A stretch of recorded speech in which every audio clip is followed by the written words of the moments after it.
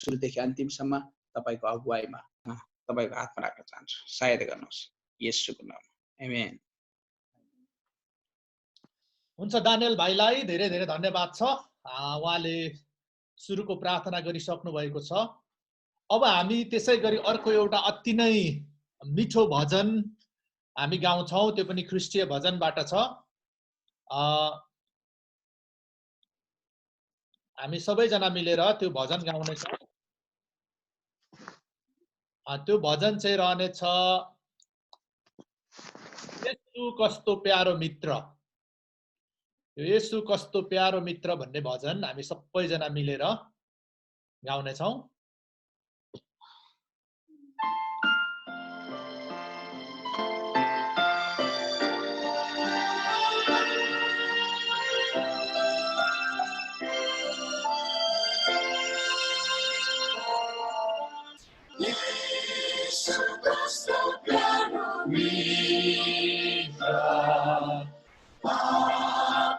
भारू छाऊ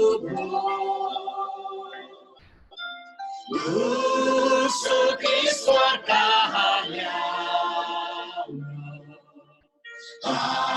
हामीलाई वरदान कत्रो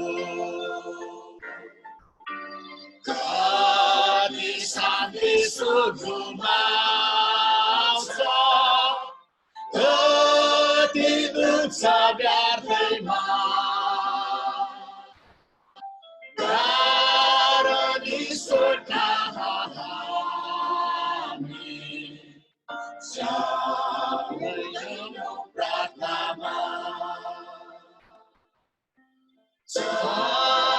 चारैतिरबाट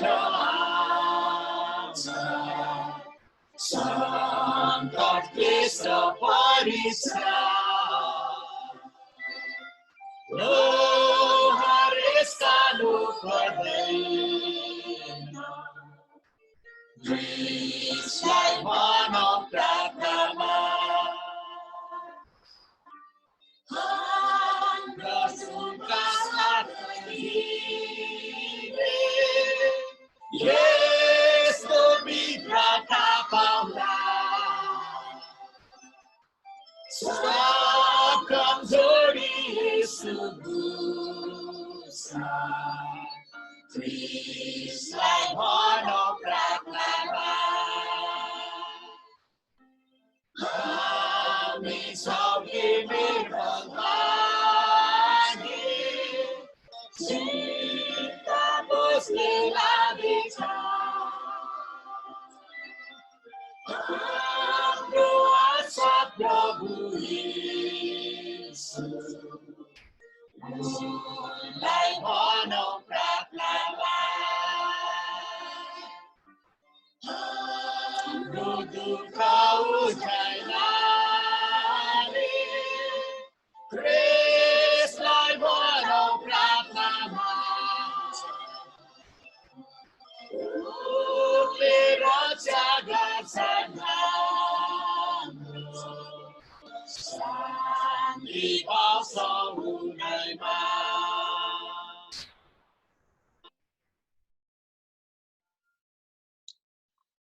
हुन्छ, यो गीत पनि हामीले अत्यन्तै राम्रोसँग हामीले गाउन सक्यौं।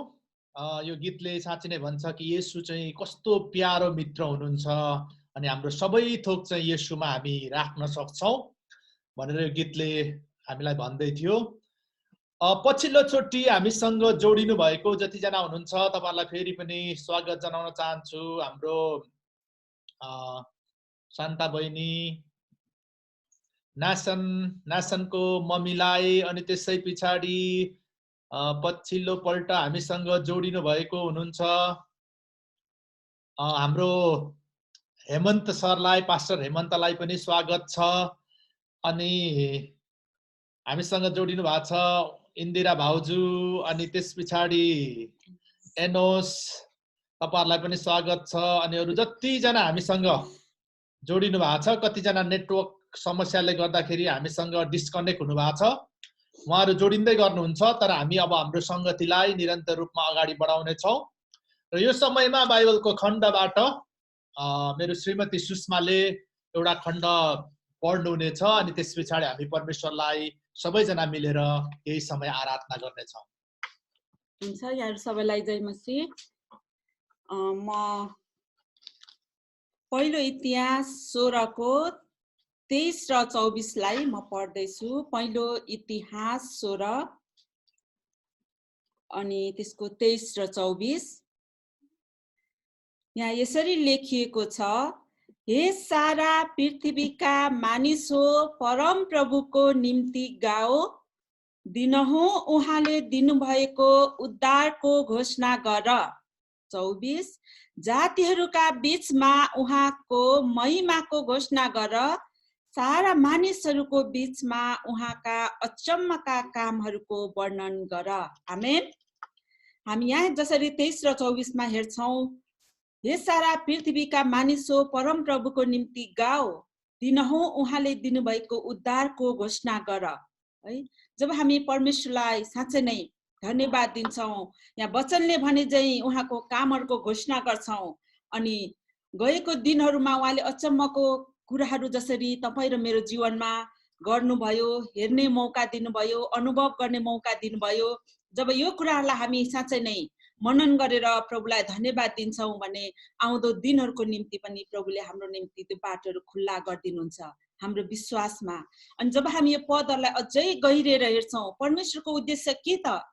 हामीलाई हाम्रो संकष्टमा, दुःखमा हर समय प्रभुलाई धन्यवाद दिँदा हामी के पाउँछौं भनिकन हामी धेरैचोटि हामी आफैलाई प्रश्न गर्न पुग्दाखेरि हामीले आफै आफ्नो आँखाले देख्न नसके पनि पहिलो कुरा हाम्रो फाइदा चाहिँ हाम्रो स्वास्थ्यको निम्ति छ। जब हामी परमेश्वरको वचनले भने चाहिँ उहाँको उद्धारलाई घोषणा गर्छौं, उहाँको कामहरूलाई, अचम्मको कुराहरूलाई हामी घोषणा गर्छौं भनेदेखिलाई साँच्चै नै हाम्रो त्यो चिन्ता फिक्री हामीमा भएको त्यो समस्याहरूलाई हामी लिइराख्दैनौं, जसको फाइदा चाहिँ हामीलाई साँच्चै नै हामी स्वास्थ्यमा पनि, हाम्रो शारीरिक स्वास्थ्यमा पनि हामी चिन्ता गर्न छोड्यौं भने हामीले हाम्रो शारीरिक स्वास्थ्यमा पनि हामीलाई फाइदा पुग्छ। यसरी नै आउनुहोस् हामी यो एक दुईवटा कोरसहरू गाउँदै प्रभुलाई हामी धन्यवाद दिन्छौं। जुन कोरस चाहिँ प्रभु धन्यवाद छ भनिकन हामी यो दिनहरुमा हामी हेर्छौं, यो संसारमा धेरै मानिसहरू समस्यामा छन्, कतिजना खान पाएका छैनन्, कतिलाई बस्नको असुविधा छ, कतिजनाको आफ्नो परिवार गुम्दा पनि हेर्ने मौका छैन, है, भेट्ने मौका छैन, बिदाई दिनको निम्ति, बाई भन्नको निम्ति पनि उहाँहरूले त्यो पार्थिव शरीरलाई पनि भेट्न नपाएको अवस्थामा तपाई र मलाई यी सबै कुराहरुबाट प्रभुले सुरक्षित राखिकन प्रभुको महिमा हामीलाई तयार गर्नुभएको छ। यसकारण पनि हामी प्रभुलाई धन्यवाद दिन्छौं यो समयहरुको निम्ति। प्रभुले हामीलाई उहाँको नजिकमा, है, हामी जे जस्तो छौं उहाँको नजिकमा उहाँले हामीलाई उहाँको आराधनाको निम्ति तयार गर्नुभएको लागि पनि हामी प्रभुलाई धन्यवाद दिन्छौं। आउनुहोस् हामी यो कोरस गाउँदै प्रभु धन्यवाद छ भन्ने यो कोरसलाई हाम्रो भित्र हृदयदेखि हामी गाउँछौं। तपाई र म जहाँ जस्तो छौं, जे छौं, तर हाम्रो हृदयदेखि जब प्रभुको यो गीतहरू गुनगुनाउँछौं, गाउँछौं अनि उहाँको उद्धार र शक्तिको कुरा चाहिँ हाम्रो जीवनमा साँच्चै नै बगेर आउँदछ। आउनुहोस् हामी यो कोरसलाई गाउँदै आजको हामी प्रभुलाई धन्यवाद दिन हामी सुरु गर्नेछौं।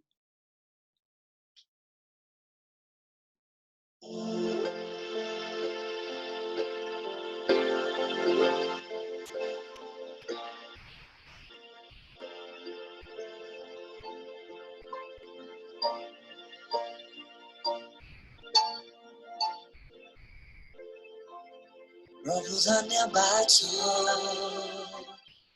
यति सुन्दर जीवन दिनुभयो मलाई। प्रभु धन्यवाद छ तपाईलाई। यसु धन्यवाद छ फेरि नयाँ जीवन दिनुभयो मलाई। यसु धन्यवाद छ तपाईलाई।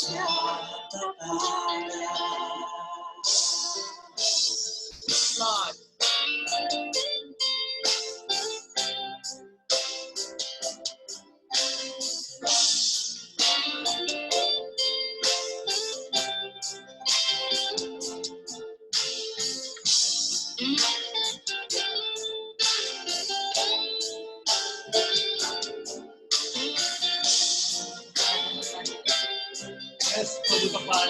धन्यवाद दिन्छौँ किनकि तपाईँ प्रभुले सबै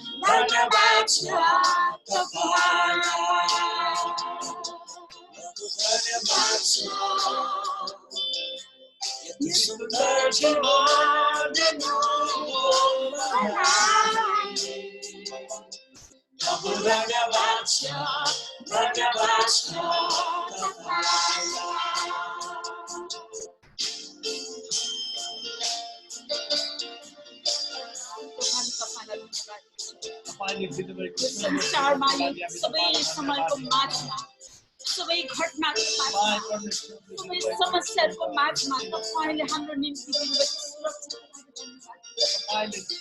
तपाईले राखिदिनु भएको आनन्दको लागि हामी तपाईलाई धन्यवाद दिन्छौँ तपाईले दिनुभएको सुस्वास्थ्य र आरोग्यताको लागि हामी तपाईलाई धन्यवाद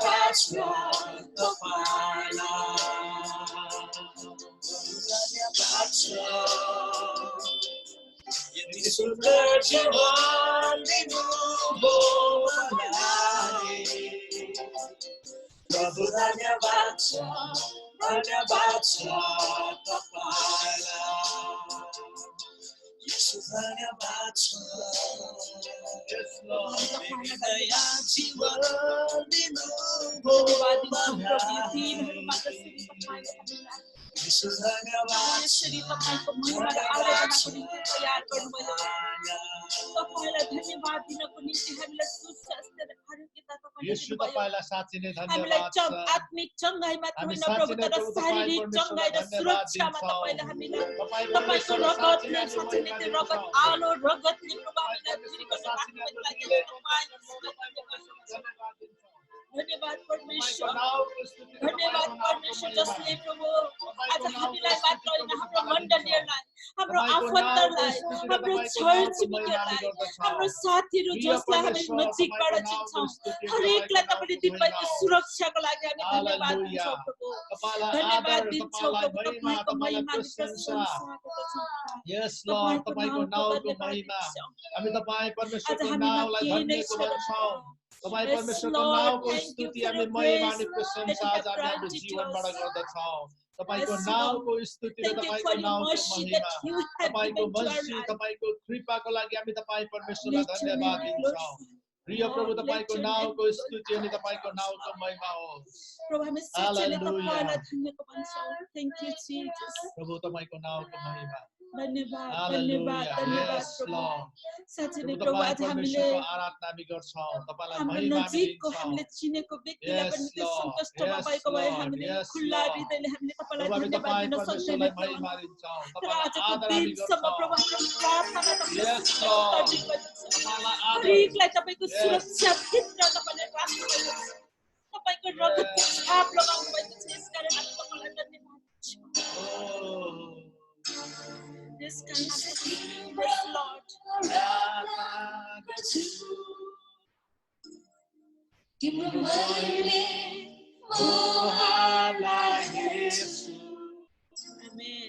जसै तिम्रो आराधना गर्छु तिम्रो महिमा ओहारलाई हेर्छु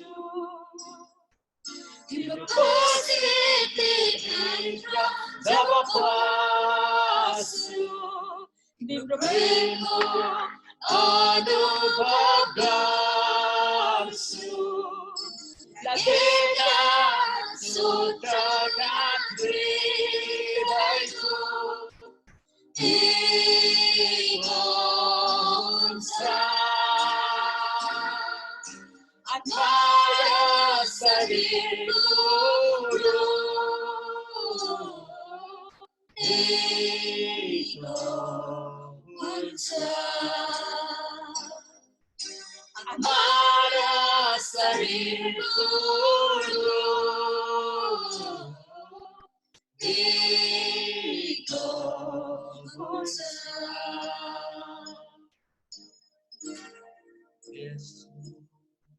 जसै तिम्रो आराधना गर्छु हामी तपाईलाई आराधना गर्छौँ तपाईको महिमा उपहारलाई हामी खोज्दछौँ आजको दिनमा जसै तिम्रो आराधना गर्छु तिम्रो महिमा ओहारलाई हेर्छु तिम्रो उपस्थिति भित्र जब पस्छु तिम्रो प्रेमको अनुभव गर्छु लगेका चोटघाट हृदयको निको हुन्छ आत्मा र शरीरको एक हुन्छ आत्मा र शरीरको एक हुन्छ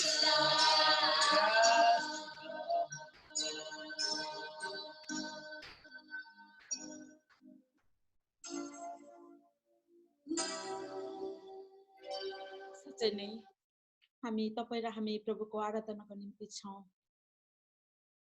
यतिखेर साँच्चै नै हामी भित्र हृदयबाट यो दिनहरूमा हामीलाई जसरी बाहिर जानको निम्ति सपिङमा जानको निम्ति किनमेल गर्नको निम्ति हामी कतिको रेगुलर कामहरू छ गाडीको यात्राहरूको निम्ति धेरै कुराहरूमा हामीलाई कठिन पर्दछ तर यो कोरसले गाए चाहिँ साँच्चै नै ख्रीष्टको रगत हामी जब दाबी गरेर हिँड्छौँ त्यहाँ सुरक्षा छ हामी सबै कुराको लागि प्रभुलाई धन्यवाद दिन्छौँ जसले 2000 वर्ष अगाडि हाम्रो निम्ति बगाउनु भएको छ प्रभु येशू हामी तपाईँ येशूको रगतको लागि हामी धन्यवाद दिन्छौँ जुन रगतले आज हामी सुरक्षित छौँ हाम्रो आत्मालाई मात्र तपाईले सुरक्षित राख्नु भएन प्रभु तर हाम्रो प्राण आत्मा शरीर यी सबै कुरालाई तपाईले पुनर्जीवित पारिकन तपाईको आलो रगतले किनिकन हामीलाई यो दिनहरुमा जसरी तपाई प्रभुले दिनुभएको यी सबै सुरक्षाको लागि हामी धन्यवाद दिन्छौं पिता हामीले गरेको प्रार्थनाहरु तपाईले सुन्नु भइकन उत्तर दिनु भएको लागि किनकि अझसम्म तपाईले हाम्रो आफन्त छर छिमेकी हाम्रो साथीभाइ इष्टमित्र हाम्रो मण्डली परिवार हरेकलाई तपाईले सुरक्षित साथ राख्नु भएको छ कसैलाई पनि प्रभु भोकै राख्नु भएको छैन कसैलाई पनि त्यो संकष्टमा तपाईले राख्नु भएको छैन यसकारण यी सबै कुराको लागि हामी तपाईलाई धन्यवाद दिदै फेरि पनि सारा आदर महिमा भक्ति तपाई येशूलाई चढाउँदै माग्छ आश्चर्य अनुग्रह जीवित येशूको नाममा आमेन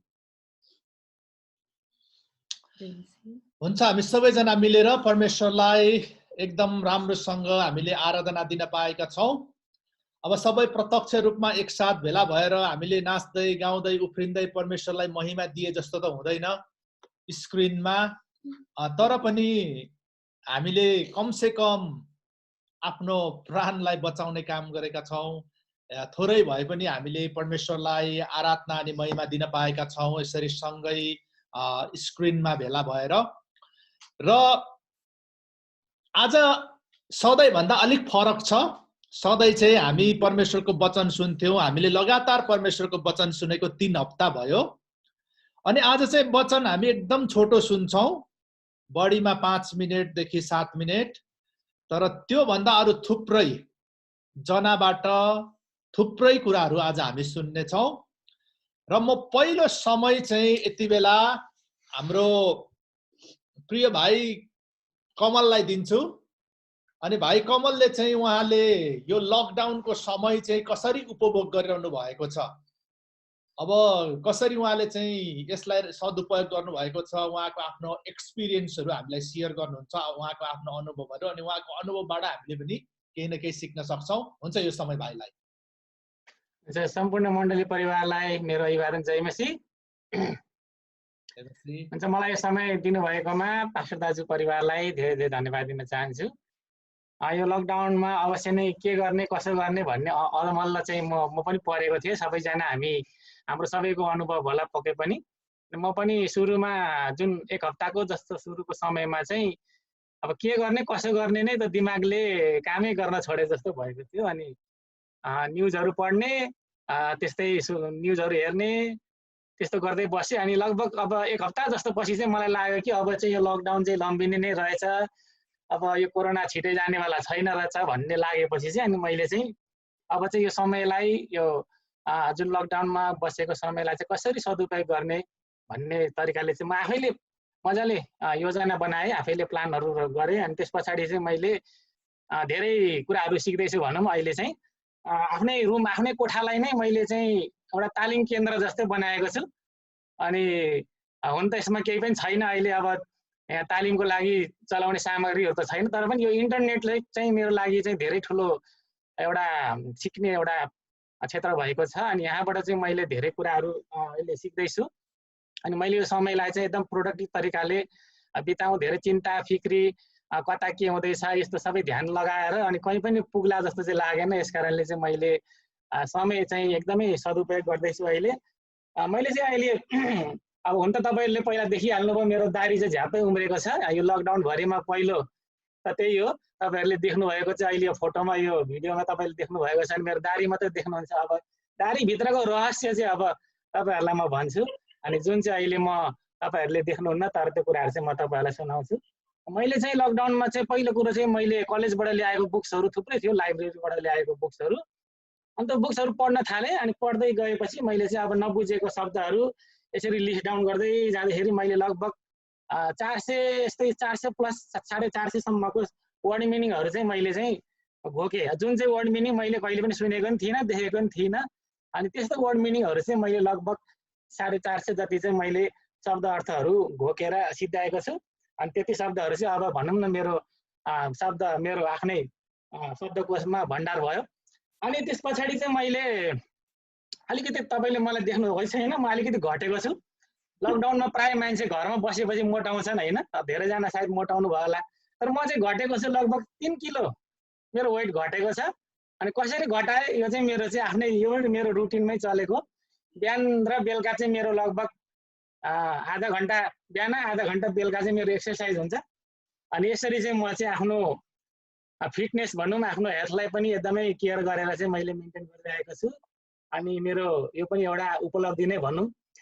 अनि तेस्रोमा चाहिँ मैले चाहिँ अब यो समयमा केही नयाँ कुरा सिकौँ, आफ्नो एउटा केही नलेजहरू गेन गरौँ भन्ने किसिमले चाहिँ मैले चाहिँ यो कम्प्युटरलाई नै मेरो इन्टरनेट र कम्प्युटरलाई एउटा रिसोर्सको माध्यमको लागि चलाएर अनि यसले चाहिँ मैले चाहिँ अहिले यो ग्राफिक्स डिजाइनिङहरू, अनि यो भिडियो डिजाइनिङहरू, अनि यो मोसन डिजाइनिङहरू म अहिले सिक्दैछु। लगभग 1 महिना हुन आँट्यो। अनि धेरै कुराहरू सिकेछु। जति जुन कुराहरू मैले सिक्नको लागि यदि कुनै तालिम केन्द्रमा इन्स्टिट्युटमा गयो भने धेरै नै पैसा खर्च गर्नु पर्थ्यो होला, तर मैले चाहिँ फ्रीमै भनौँ, अब इन्टरनेटको पैसा त हाम्रो घर भाडामै गएको छ, यस कारणले फ्रीमै भन्नुपर्छ। अनि फ्रीमै मैले चाहिँ धेरै कुराहरू सिक्दैछु। लगभग 5 वटा जति मैले सफ्टवेयरहरू चाहिँ मसँग ल्यापटपमा छ, जसबाट चाहिँ मैले चाहिँ ती कुराहरू सिक्दैछु। अनि नयाँ एउटा स्किलहरू, एउटा सिपहरू चाहिँ मैले बनाएको छु।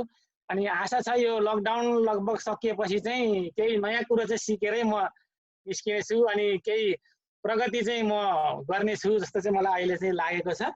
अनि मैले चाहिँ यसरी आफ्नो समयलाई चाहिँ सकभर बिहानदेखि लगभग बेलुका राति सुतुन्जेलसम्म नै मेरो चाहिँ एकदमै तरिकाले राम्रो तरिकाले मैले मेन्टेन गरेको छु। अनि जसले गर्दा चाहिँ मैले भनौँ अब यो होपलेस समय हो, हुन त एकदमै आशा नभएको समय हो, तैपनि आशा जगाउँदै आफैलाई चाहिँ एउटा केही छ, अझै पनि बाँकी छ जीवन, अझै पनि लाइफ बाँकी नै छ भन्ने किसिमले मैले सोचेर एकदमै यसलाई चाहिँ मैले बिताएको छु। हो अवश्य यो समयमा अब बेरोजगारी छ, पैसा आउने बाटो कहीँ पनि छैन, तर पनि समय नै धन हो भन्ने चाहिँ त्यो चाहिँ सानोमै सिकेको सुनेको, त्यो चाहिँ अहिले मैले प्रयोग गर्दैछु।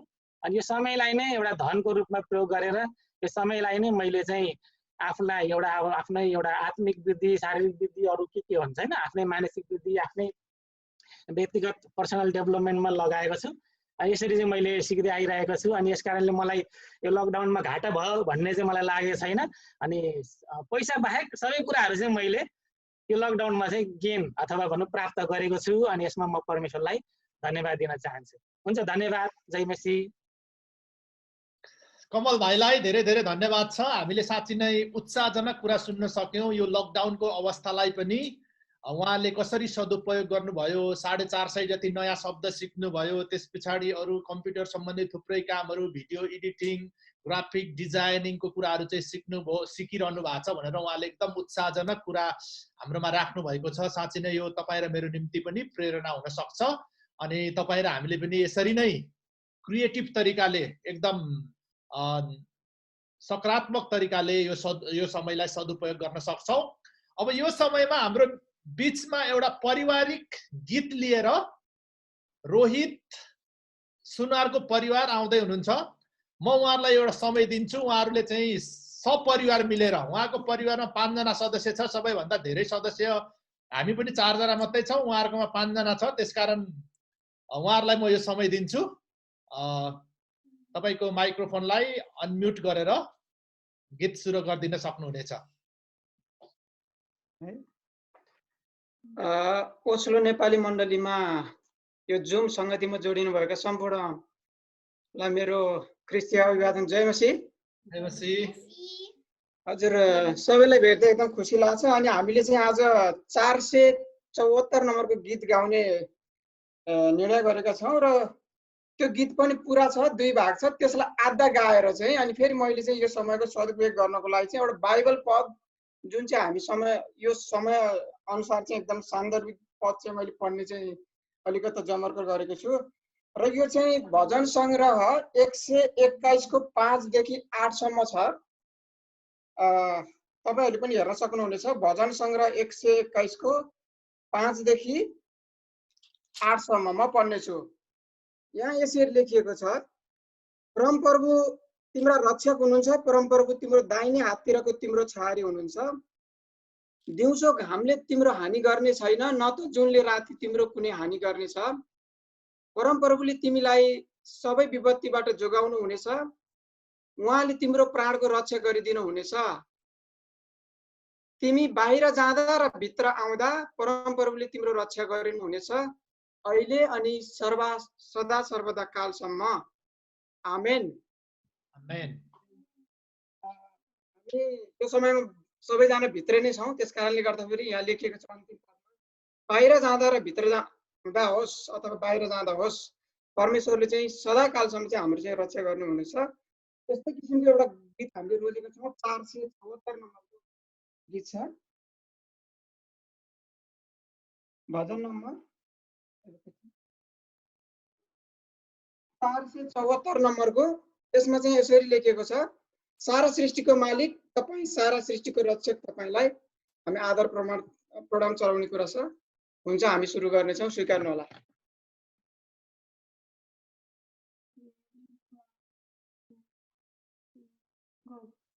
सारा सृष्टिको मालिक तपाईलाई, सारा सृष्टिको रक्षक तपाईलाई हाम्रो हृदय समेतले आदर प्रणाम सधैँ होस् तपाईँको गुणगान। सृष्टिको मालिक तपाईँलाई, सारा सृष्टिको रक्षक तपाईँलाई हाम्रो हृदय समेतले प्रणाम सधैँ होस् तपाईँकै गुणगान।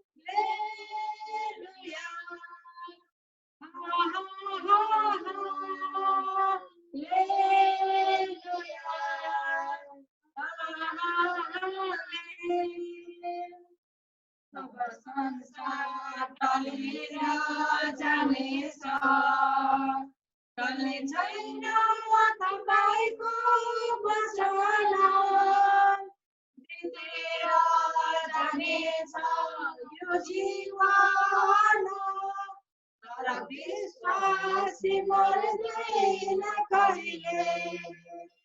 सब संसार टलेर जानेछ, टल्ने छैन तपाईँको वचन, बितेर जानेछ यो जीवन, तर विश्वासी मर्दैन कहिले।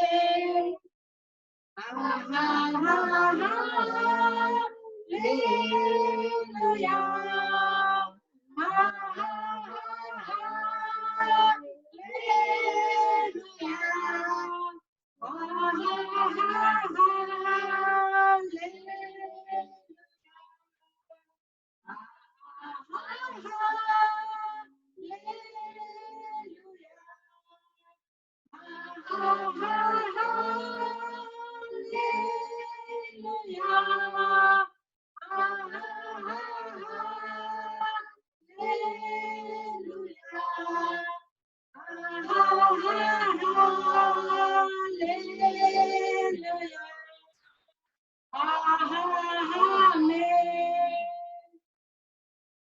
हुन्छ। तपाईँहरू सबैलाई जय मसीह। यो गिटार अथवा कुनै पनि म्युजिकको साधनमा नभएको कारणले राम्रो सुन्दैन होला, तैपनि हामीले गाउने कोसिस गरौँ। धेरै धेरै धन्यवाद पास्टर दाजुलाई यो समय उपलब्ध गराइदिनु भएको लागि पनि। हस् त सबैजना जय मसीह। जय मसीह। रोहित सरको परिवारलाई धन्यवाद छ, उहाँहरूले एकदमै मिठो गीत सुनाउनु भयो।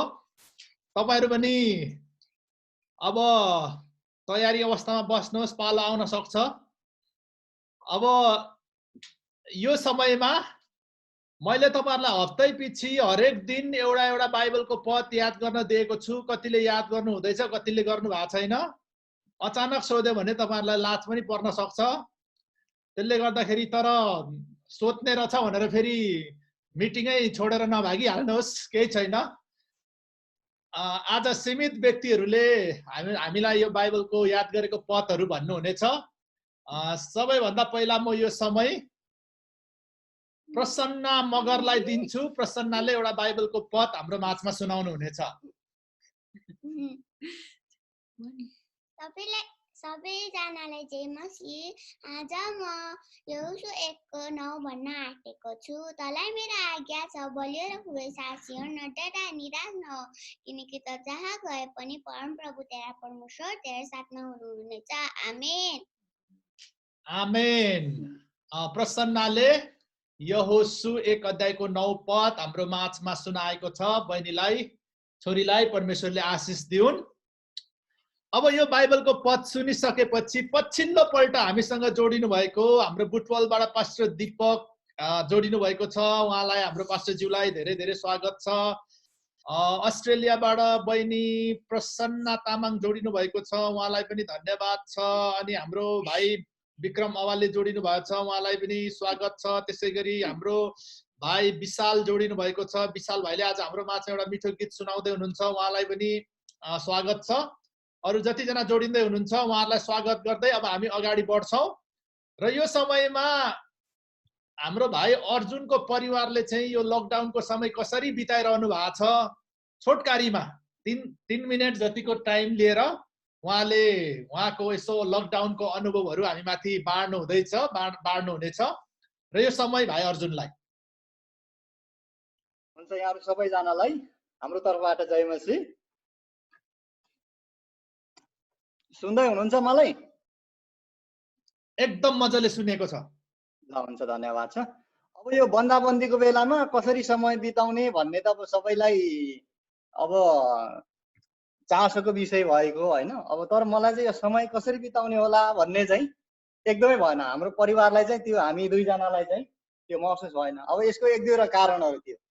अब म चाहिँ त्यसै अब छुट्टी लिनु पर्यो, बिदा लिनु पर्यो भनेर बसिराखेको थिएँ। खासमा सोचिरहेको थिएँ, हामी छलफल पनि गरिरहेको थियौँ। यो अलि रिसर्च पेपर बुझाउनु पर्ने, त्यसको लागि चाहिँ अलिकति काम गर्न बाँकी नै थियो। अब आधी उधी काम त सिद्धिसकेको थियो। अब त्यसलाई चाहिँ अलिकति फाइनलाइज गर्ने, सूचनाहरू इन्फर्मेसनहरू थप्ने काम गर्न बाँकी नै थियो। त्यो भएको हुनाले यो बन्दाबन्दी सुरु भएको 1 महिना चाहिँ कसरी बित्यो थाहा नै भएन। कति चाँडो बित्यो भन्ने कुरा पनि थाहा भएन। बिहान उठेदेखि बेलुकासम्म त्यो रिसर्च पेपरमा नै लागि बस्यो। त्यसले गर्दाखेरि त्यो समयमा चाहिँ अरू कुराहरू भन्दा पनि मेरो रिसर्च पेपरमा चाहिँ मैले बढी समय दिएँ।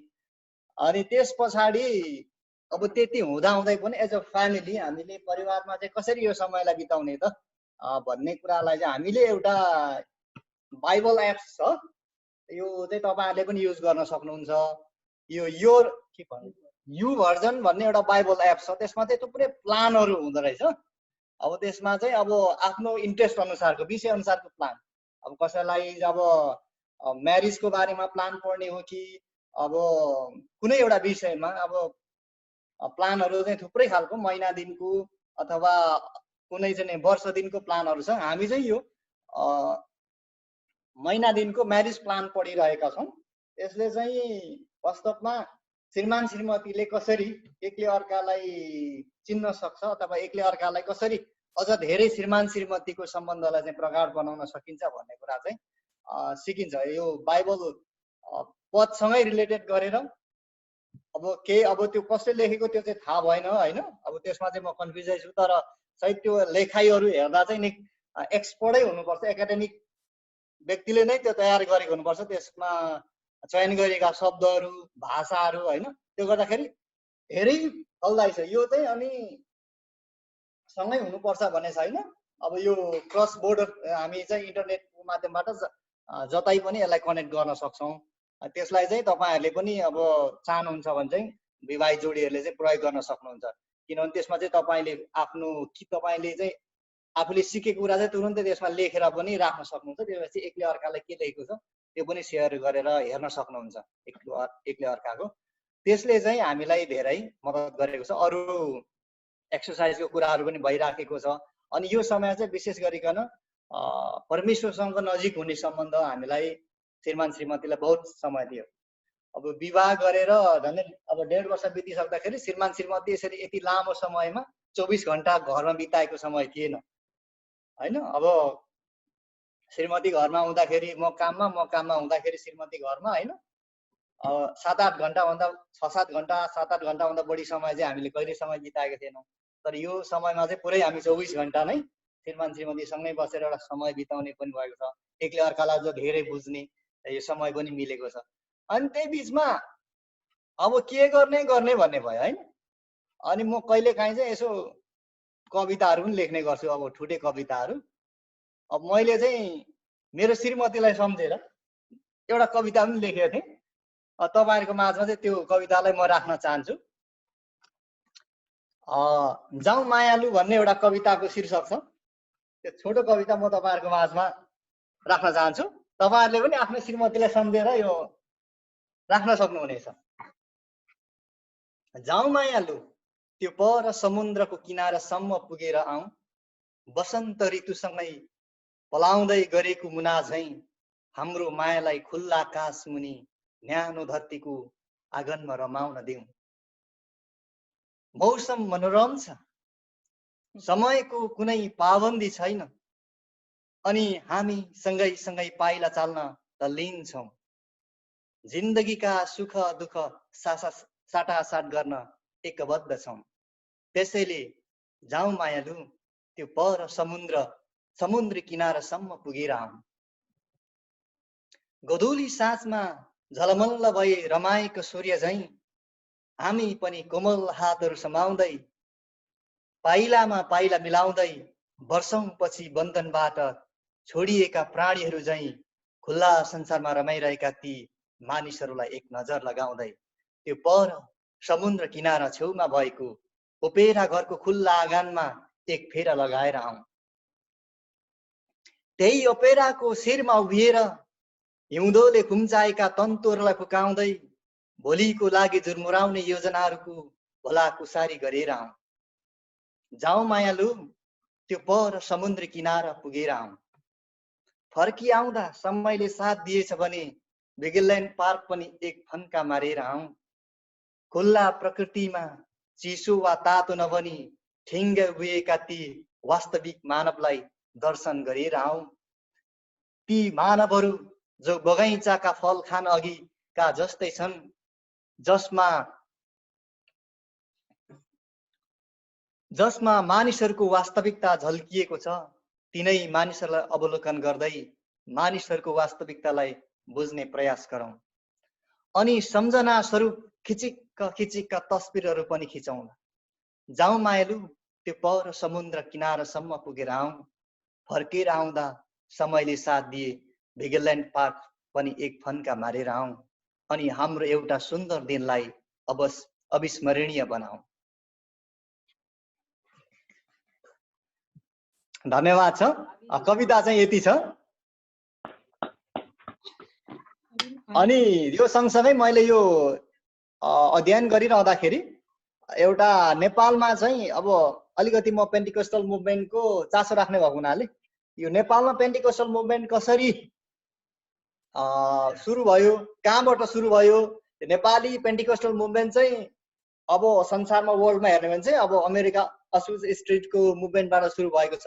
अनि वास्तवमा नेपालमा चाहिँ पेन्टिकोस्टल मुभमेन्ट कहाँबाट आयो, मतलब पेन्टिकोस्टल थिङ्किङ चाहिँ कहाँबाट सुरु भयो भन्ने कुराको पनि मैले चाहिँ अलि स्टडिज गरिराखेको छु। अब फर्मल्ली अब यसको धेर बहुत नजिकसम्म चाहिँ म पुगेको छु।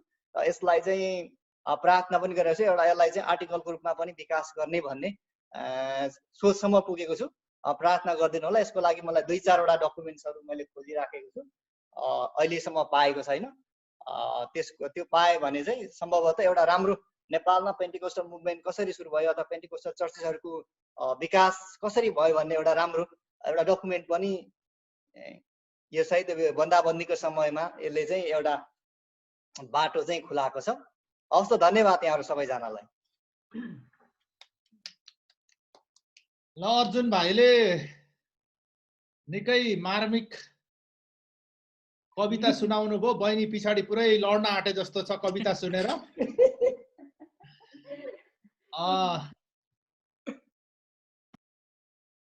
पुरै समुद्र पारी जाउँ कि जाउँ भन्दैछ भाइले, होइन? तपाईहरु सबैजनाले सुन्नुभयो कविता, अनि त्यस पछाडि कसरी समय बिताउँदै हुनुहुन्छ भन्ने कुरा पनि हामीले सुन्यौं। र यो समय अब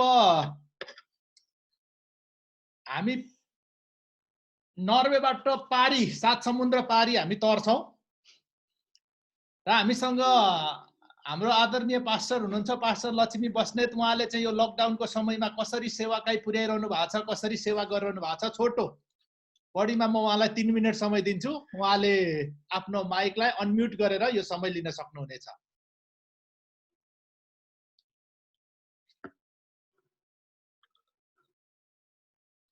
तपाईको माइक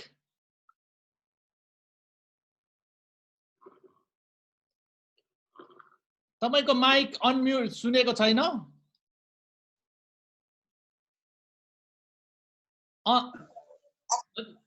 हजुर भन्नुहोस्। सबैजना जय मसी। जय मसी।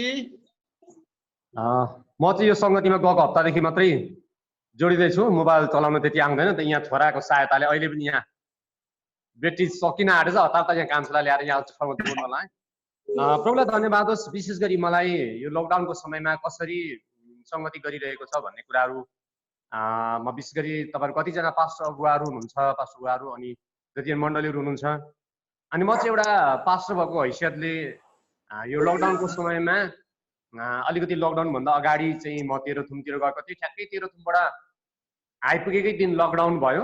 आउँदाखेरि पनि मलाई कठिन भयो। अनि सेवकाईको कुराहरू चाहिँ अब हाम्रो चाहिँ एउटा नगरपालिकाभित्र भएको मण्डली त्यति टाढा थिएन। अब करिब 10 किलोमिटर तलमाथि अलि टाढा भएको 10 किलोमिटरसम्म 8 किलो त्यति थियो। तर पनि अब जुन लकडाउनको कुराहरू आयो, अब यसमा चाहिँ अब सरकारको जुन कानुनहरू त मान्नु नै पर्ने भयो। अनि हाम्रो पनि मण्डली करिब नियमित रूपमा सङ्गतिमा सहभागी हुनेहरू 60-65 जना हुन्थ्यो।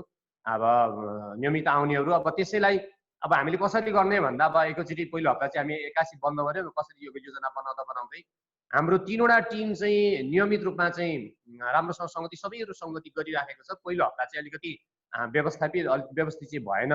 सोमबारेमा 2टा टिम अनि यहाँ चर्चको वरिपरि भएको हामी 3टा टिम चाहिँ सक्रिय नै छौँ। अब हाम्रो यहाँ पनि आज पनि हामीले करिब 25-26 जना भएर सङ्गति गऱ्यौँ। अनि अलिक समय चाहिँ चेन्ज गऱ्यौँ हामीले, दिउँसोलाई रातिलाई बिहान जस्तो बनायौँ। तर हामी यहाँ हुनेहरू 20-25-30 हुन्छ, कहिले 15-20 जना हामी यहाँ चर्च वरिपरिको 4 र 5 घरहरू गरिराखेका छौँ। अनि सोमबारेमा पनि 2 टिम नजिक भए पनि 2 टिम बनाएर त्यहाँ पनि 15-20 गरेर 2 टिमले गरेको छ। यो 3टा टिमले चाहिँ हाम्रा हप्ताभरिका सबै सङ्गति, प्रार्थना सङ्गति, घरेलु सङ्गति, शुक्रबारको सङ्गति, आराधना सङ्गतिहरू सबै सङ्गति गरिराखेको छ। अनि अलिक टाढा साइडमा भएको बिमला बहिनी लगायत कतिजनाहरू चाहिँ 1 घर 2 घर मिलेर उहाँहरूले चाहिँ मेन आराधना सङ्गतिहरू अनि प्रार्थना सङ्गतिहरू चाहिँ गरिरहनु भएको छ उहाँहरूले अलिक पछिल्लो समयमा। अनि म एउटा पास्टर, अनि मलाई चाहिँ विशेष गरी कस्तो लाग्थ्यो भने एउटा विश्वासीमा एउटा पास्टरले गर्नुपर्ने, एउटा गोठालोले गर्नुपर्ने कर्तव्यहरू अब हुन चाहिँ अब योजना त थिएन, तर अब समस्याले नै समाधान ल्याउँदो रहेछ। अब समस्या परेपछि मान्छेले विकल्प खोज्दो रहेछ। अनि मेरो चाहिँ अब पेसा पनि अब तरकारी व्यवसाय भएको कारणले, तरकारी खेती भएको कारणले गर्दा चाहिँ मलाई चाहिँ सजिलो के भयो भने अब सरकारको कामले पनि तरकारी उत्पादन र बिक्री वितरणमा चाहिँ खुल्ला भनिदियो। बिक्री गर्न पाइने, लिएर हिँड्न पाइने। अनि बजार अनि बजार यसो गएर बजारमा साइकलमा सब्जी लिएर गयो अनि विश्वासी घर निक्लेर सङ्गति प्रार्थना गरेर आउने अवस्था भइरहेको थियो। अनि पछि त बजार पनि बन्द भयो। अब गाउँ घुमाएर बेच भन्यो, मलाई त झन् सजिलो भयो गाउँ घुमाएर बेच भने चाहिँ। अनि मेरो साइकलमा क्रेटमा अलिकति करेला हाल्यो, अलिकति खर्सानी, 2-4वटा खरबुजा हाल्यो, 2-4वटा काँक्रा हाल्यो, अनि सर एकछिन गाउँ घुम्दै गयो। अनि घन्टी बजाउँदै बाहिर सब्जी व्यापारी जस्तो भयो। विश्वासी घर एकछिन बस्यो, नास्ताहरू खायो, प्रार्थनाहरू गर्यो, सङ्गति गर्यो। अनि फोन गरिराखेर ल सङ्गति ठ्याक्कै यो टाइममा गर्नु, म यति बजी आइपुग्छु भनेर बजारमा बाटोमा बेच्दै गयो। अनि अलि सङ्गतिको टाइम छिटो भयो भने चाहिँ महँगो दाम भनिदियो, मान्छेले किन्दैन, कुदी गयो। अनि अलि टाइम रह्यो भने चाहिँ ठिक दाम गर्दै गरेर चाहिँ बेचेँ। अनि कति विश्वासीको घर वरिपरि पनि बेच्दै। अब मैले चाहिँ अब एउटा पास्टर भएको कारणले अब हाम्रो मण्डली जति पनि हुनुहुन्थ्यो मैले एकपल्ट सबैलाई फेर लगाएर प्रत्येकको घरमा म पुगेको छु हैन। अनि प्रत्येकको घरमा पुगेको छु। अनि अस्तिको हप्तादेखि चाहिँ फेरि दोस्रो चोटि पनि जाँदैछु। म दोस्रो चोटि उहाँहरूको घरमा सबैकोमा जाँदैछु। म अस्तिको दिन पनि एउटा घरमा गएर सङ्गति गराएँ। आज बेलुका पनि हाम्रो तल सुन्दर भाइको घरमा आज बेलुकाको सङ्गति हामी 2-3 घर मिलेर त्यहाँ जाँदैछौँ। यहाँ मन्जिताला साथी लिएर बेलुका हामी त्यहाँ जाँदैछौँ। अनि हामी चाहिँ यसरी गरिरहेको छौँ। मैले चाहिँ लकडाउनको समय भए पनि मलाई चाहिँ सजिलो के भयो भने मलाई चाहिँ तरकारी खेती व्यवसाय भएको कारणले तरकारी बेच्न हिँडेको भन्दै विशेषको घर गएर प्रार्थनाहरू गरिराखेको छ। अनि सबै भेटीहरू उठाइराखेको छ। हाम्रो चाहिँ दशांश पनि उठिराखेको छ। कतिजनाले मासिन्छ पास्टरबा लगिदिनु भनेर अस्ति नै पठाउनु भयो। अनि मुष्टी चामलको भाँडहरू भरिएर कसैले बेच्दै हुनुहुन्छ। अनि कतिजनाले पहिलो फल पनि ल्याउनु भएको छ। अनि हाम्रो भेटी यसो अनुमान हिसाब गर्ने भने सधैँ नियमितको भन्दा भेटी चाहिँ ज्यादा उठिराखेको हामीले चाहिँ महसुस गरेका छौँ एभरेज हिसाब गर्ने भने। अनि कस्तो नै भयो भने म पास्टरले सधैँ जति समय दिन्थेँ लकडाउनले त मैले त्यति धेरै समय दिन पाएँ। किनभने शनिबारको सङ्गति 3 ठाउँ एक दिनमै 3 पल्ट 3 ठाउँ हुने भयो। कति ठाउँ चाहिँ मोबाइलबाट यही फोन लगाएर चाहिँ यहाँको र माथिको टाइम मिलाएर चाहिँ यहाँ वचन बोलेर यही मोबाइलबाट माथिको पनि वचन दिएँ। कति ठाउँ चाहिँ 2 चोटि अनि कतिचोटि त्यो भिडियोमा बनाइदिएर पनि पठाइदिएँ। अनि कति चाहिँ शीर्षकहरू तोकेर अलिक ट्यालेन्ट भएको ठाउँहरूमा चाहिँ सामान्य केही सल्लाह दिएँ भने अलिक कति कमजोर विषयहरू भएको ठाउँमा चाहिँ मैले विषयहरू तोकिदिएर बाइबलको यहाँ यो खण्डबाट प्रचार गर्नुहोस् भन्ने सबै कुराहरू गरेको छ। अनि अस्तिको दिनदेखि चाहिँ म एउटा तपाईँ हाम्रो नगरपालिकाको एउटा नगरी समाजको अध्यक्ष पनि भएको कारणले गर्दाखेरि अब चाहिँ यो नगरपालिकाभरिका इसाई अरू मण्डलीहरू भनौँ न हाम्रो मण्डली बाहेकको मण्डलीहरू पनि पास्टर अगुवाहरूसँग भेटघाट गर्ने योजना गरेर 3टा मण्डलीको पास्टरसँग चाहिँ भेटघाट गरिसकेँ। भोलि फेरि एउटा पास्टरसँग भेटघाट गर्न जानेछ।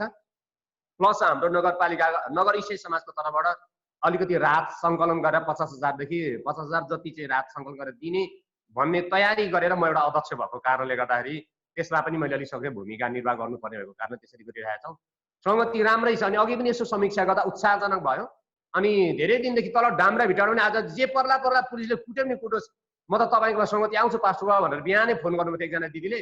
अनि अघि सुरु गर्ने बेलामा पुग्नु भयो, आएर गर्नुभयो। आज अलि धेरैजना पनि भयो। अनि त्यस्तै छ, ठिकै छ। हामीलाई चाहिँ लकडाउनले मलाई चाहिँ खासै प्रभाव पारे जस्तो छैन। खेतमा काम गरिरहेको छु, विशेष घर कुदिरहेको छु, भेटिरहेको छु, सङ्गति गरेको छु। त्यति हो, सामूहिक रूपमा भएर गर्न पाएको छैन। अरू कुराहरू ठिकै छ। हुन्छ, यति नै। जयमसी।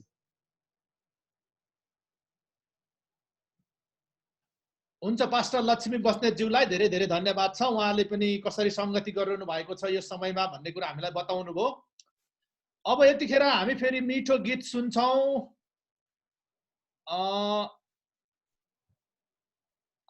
भाइ विशाल हाम्रो साथमा हुनुहुन्छ आज। उहाँले एकदमै राम्रो गीत गाउनुहुन्छ। अनि उहाँ चाहिँ झापाबाट, तर उहाँ अहिले नर्वेमा हुनुहुन्छ। अनि उहाँले आफ्नो छोटो परिचयको साथमा हाम्रो माझमा एउटा गीत सुनाउनु हुनेछ। म यो समय भाइलाई दिन्छु।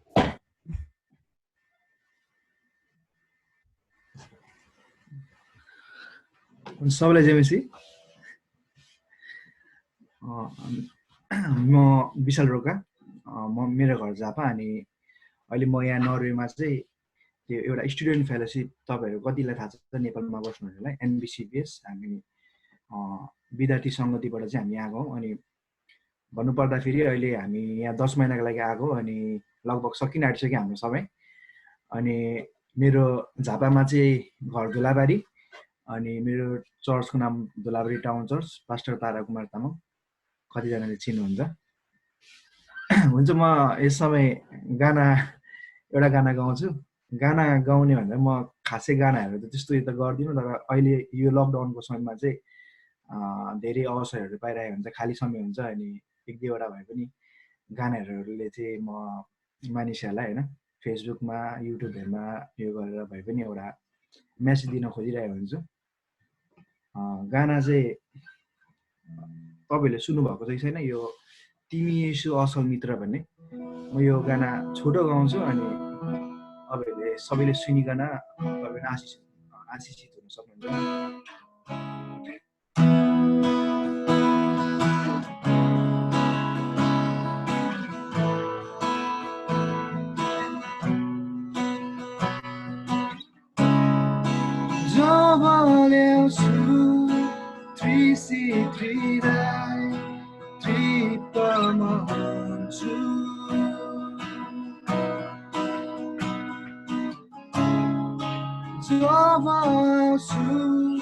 अनुभव गर्छु उपस्थिति तिम्रो,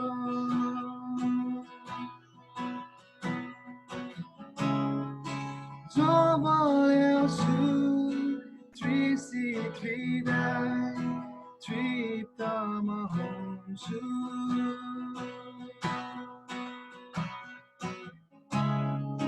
जब ल्याउँछु अनुभव गर्छु उपस्थिति तिम्रो, मेरो हृदयलाई सङ्गाई गर्ने, मेरो जीवनमा ज्योति दिने,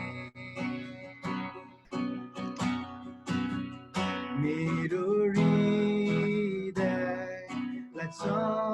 सङ्गाई गर्ने, मेरो जीवनमा ज्योति दिने, तिमी यसु असल मित्र, तिमी यसु असल मित्र,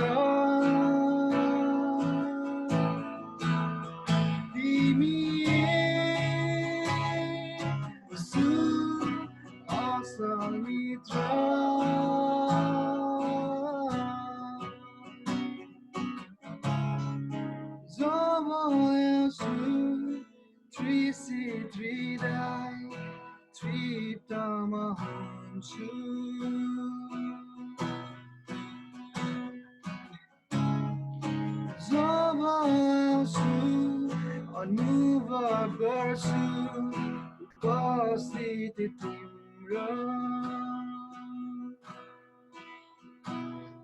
धन्यवाद। विशाल भाइलाई धेरै धेरै धन्यवाद। अत्यन्तै सुमधुर गीत हाम्रो माझमा प्रस्तुत गर्नुभयो अनि हामी सबै रिफ्रेस भएको छौँ यो गीत सुनेर। तपाईहरुलाई पक्कै पनि अल्छी लागेको छैन होला भन्ने म आशा गर्छु, किनभने कति त्यो मोबाइल पनि कति हेर्ने, फेसबुक पनि कति कोट्याउने हैन, अनि सुत्न पनि कति सुत्ने। कमसे कम आज त हामी यसरी विभिन्न ठाउँबाट भेला हुन पाएका छौँ, यो अत्यन्तै खुसीको कुरा हो। सबैजनाबाट सुन्न पाएका छौँ। पछिल्लो पल्ट हामीसँग जतिजना जोडिनु भएको छ फेरि पनि तपाईहरुलाई स्वागत छ एकपल्ट। र हामी यतिखेर सिधै हामी इचरीमा जान्छौँ। इचरीको किराना पसलमा हाम्रो उमेश दाजु हुनुहुन्छ। यो समय म उहाँलाई दिन्छु, त्यहाँ उहाँहरूले कसरी समय बिताइरहनु भएको छ, यो लकडाउनको समय कसरी उपभोग गरिरहनु भएको छ। उमेश दाजुले यस्तो यो समय लिनुहुनेछ। माइक्रोफोनलाई अनम्युट गर्नु होला अथवा म यहाँबाट गरिदिन्छु।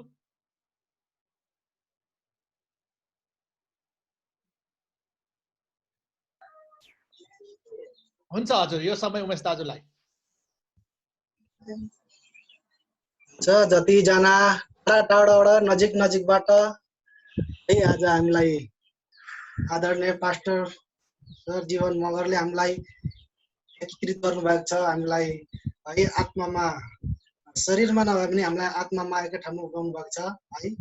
अनि आदरणीय पास्टर जीवन सरलाई धन्यवाद।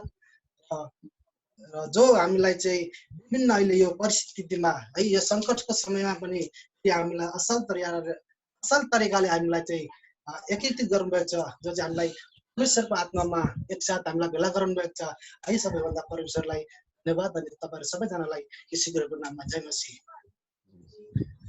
अनि मलाई चाहिँ लाग्छ है यो लकडाउनको समयमा मलाई गिटार पनि छ, गिटार बजाउन खोज्छु तर बजाउन आउँदैन है, झ्याङझ्याङ मात्रै पार्न आउँछ। ल्यापटप पनि छ, चलाउन खोज्छु, चिन्छ, लक हुन्छ, छोरोले कराउँछ नजान्नेले नचलाउनु भनेर है।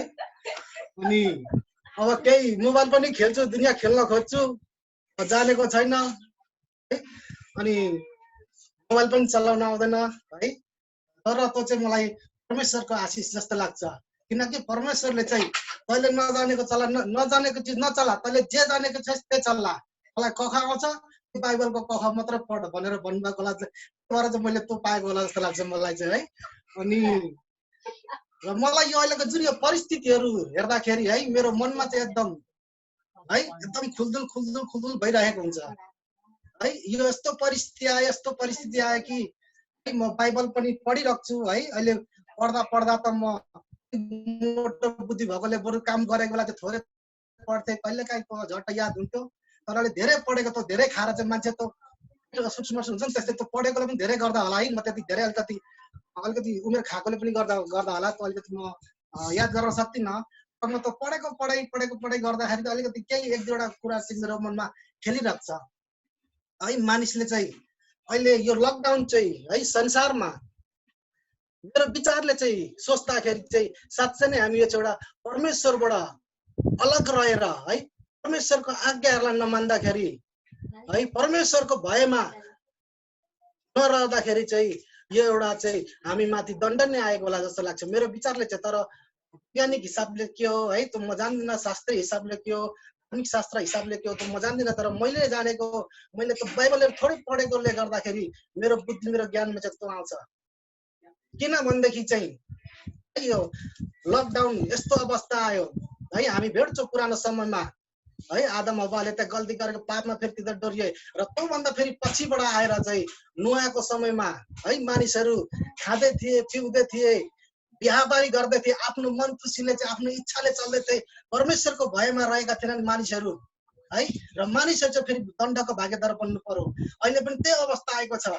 मानिसहरूलाई चाहिँ यो कोरोना भाइरस आउँछ भन्ने कुनै सूचना थिएन है। तर आजको युगमा चाहिँ वैज्ञानिकले पत्ता लगाएको छ है, भूकम्प आउनुभन्दा 2 दिन अगाडि, हप्ता दिन अगाडि चाहिँ सङ्केत दिइरहेको हुन्छ होइन। सुनामीहरू आयो भनेदेखि चाहिँ हप्ता दिन अगाडि दिन चाहिँ वैज्ञानिकहरूले, विद्वानहरूले चाहिँ त्यहाँबाट सूचना दिइरहेको हुन्छ हैन। कुनै पनि पृथ्वीमा प्राकृतिक घटना घट्नुभन्दा चाहिँ वैज्ञानिकहरूले विद्वानहरूले र संसारका बुद्धिजीवीहरूले है त्यहाँ चाहिँ एउटा सूचना दिने माध्यमहरू पनि बनाएको छ। तर यो अचानक घट्नु घटना चाहिँ म चाहिँ एउटा नोआको समयको जस्तोलाई म एउटा सम्झँदछु। यो चाहिँ एउटा मानिसहरूले चाहिँ परमेश्वरबाट चाहिँ है आज्ञा नमानेको कारणले गर्दाखेरि चाहिँ है आज संसारमा मान्छेहरूले मान्छन्, परमेश्वरलाई मान्छन्, तर परमेश्वरलाई मान्नु चाहिँ परमेश्वरलाई मानेर पनि तर भित्र हेर्दादेखि उनीहरूले चाहिँ मानेको हुँदैन। उनीहरू चाहिँ एउटा कुनै न कुनै धार्मिक स्तरमा धार्मिक आस्थामा चाहिँ लागेको हुन्छ, तर अब हृदयदेखि चाहिँ परमेश्वरलाई स्वीकार गरेको हुँदैन। र पनि त्योभन्दा पनि अझ परमेश्वरलाई नमान्ने जाँदा हामी पृथ्वीमा हेऱ्यौँ भनेदेखि चाहिँ जति पनि अहिले विकसित मुलुकहरू छन्, जुन चाहिँ ठुल्ठुलो घटनाहरू घटिरहेका छन्, त्यही मुलुकमा चाहिँ नास्तिक मान्छेहरू हामी बेसी भेटाउँदछौँ। त्यो चाहिँ एउटा परमेश्वरसँग अलग रहनु, परमेश्वरलाई एउटा घमण्ड गर्ने मान्छेहरू, परमेश्वरलाई चाहिँ चुनौती दिने व्यक्तिहरू चाहिँ म एउटा भेटाउँदछु। तर त्यो चाहिँ मेरो त्यो हो कि होइन वास्तविक कुरा, तर मैले चाहिँ मेरो है म यो जुन एउटा मेरो क्षमता, मेरो बुद्धि है, मेरो सानो बुद्धिले मेरो ज्ञानले चाहिँ मेरो त सोच्दछ।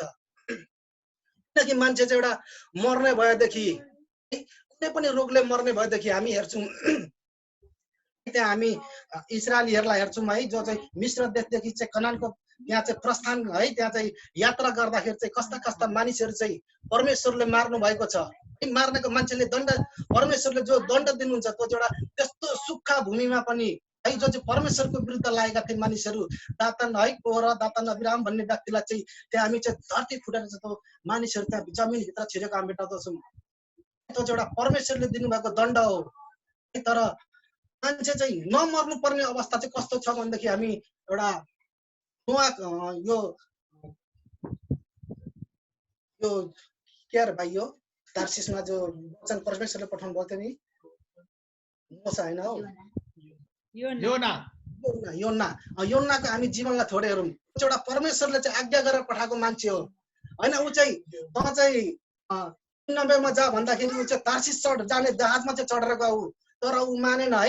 त्यहाँ चाहिँ जहाँ मानिँदैन, तर ऊ चाहिँ त्यहाँ जानुभन्दा बरु मर्न बेस भनेर उसले चाहिँ, मैले सर्टकट यो छोटो तरिकाले मैले भनेको, लामो त्यहाँ छ त्यहाँ है, तर मेरो बुद्धिले जाने जति मैले छोटो एउटा संक्षिप्तमा म भन्न खोज्दैछु। ऊ चाहिँ त्यहाँ जान तयार भएन, परमेश्वरको वचन त्यहाँ प्रचार गर्न जान तयार भएन। ऊ चाहिँ त्यहाँ परमेश्वरले जुन ठाउँमा चाहिँ त्यहाँ दण्ड दिनुहुने थियो त्यहाँ गएर चाहिँ मेरो प्रचार गर्थ्यो मानिसहरूलाई, त्यो दुष्ट मानिसहरूको छेउमा गएर मेरो कुरा राख भन्दाखेरि चाहिँ परमेश्वरले उसलाई पठाउनु भएको थियो, तर ऊ मानेन है। त्यो ज्यादै जानुभन्दा चाहिँ बरु जहाजमा गयो, जहाजमा पनि ऊ अझ स्वीकार्न तयार भएन, किनकि ऊ चाहिँ बरु मर्न तयार भयो। मलाई चाहिँ अब समुद्रमा फ्यालिदेऊ र भनेर उसले भन्छ, र त्यहाँको मानिस त्यो नाभीहरूले चाहिँ उसलाई चाहिँ समुद्रमा फ्यालिदिएको हुन्छ।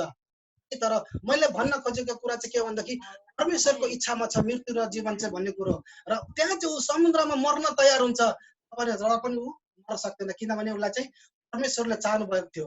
र ऊ चाहिँ 3 दिन 3 रात त्यस माछाको पेटभित्र समुद्रको भित्र चाहिँ रहेर चाहिँ फेरि पनि ऊ फ्यालिन्छ। किनकि मैले चाहिँ भन्न खोजेको परमेश्वरको विरुद्धमा लाग्छ त्यसलाई चाहिँ मानिसलाई चाहिँ परमेश्वरले कसरी दण्ड, कसरी मृत्यु ल्याउनुहुन्छ, र परमेश्वरको इच्छा भएन भनेदेखि, चाहनु भएन भनेदेखि चाहिँ जो मर्ने इच्छा मानिस हुन्छ, जो चाहिँ मर्न है ऊ चाहिँ हत्या गर्न खोजिन्छ, त्यो पनि बचाइने छ है। मैले अनि यसै बिचमा म है पढिरहेको हुन्छु, यसै सिलसिलामा चाहिँ फेरि जो हिजो अस्ति हाम्रो काठमाडौँबाट आदरणीय पास्टर तिमोथी अरियालले चाहिँ जो हाम्रो जीवनमा फेरि हामी सबै हाम्रो परमेश्वरको सेवाहरूको माझ चाहिँ कतिजना आदरणीय पास्टर जीवन सरले भन्नुभयो, दाजु यस्तो यस्तो चाहिँ तिमोथी अरियालज्यूले चाहिँ कार्यक्रम गर्दै हुनुहुन्छ, त्यसको लागि लिनुहोस् भन्दाखेरि त्यो समय लिनुहोस् यो बजाइ भन्दाखेरि चाहिँ फेरि हामी त्यहाँसँग सहभागी भयौँ। र फेरि वचनले चाहिँ फेरि हाम्रो अनि त मेरो त इच्छामा है, मेरो चाहिँ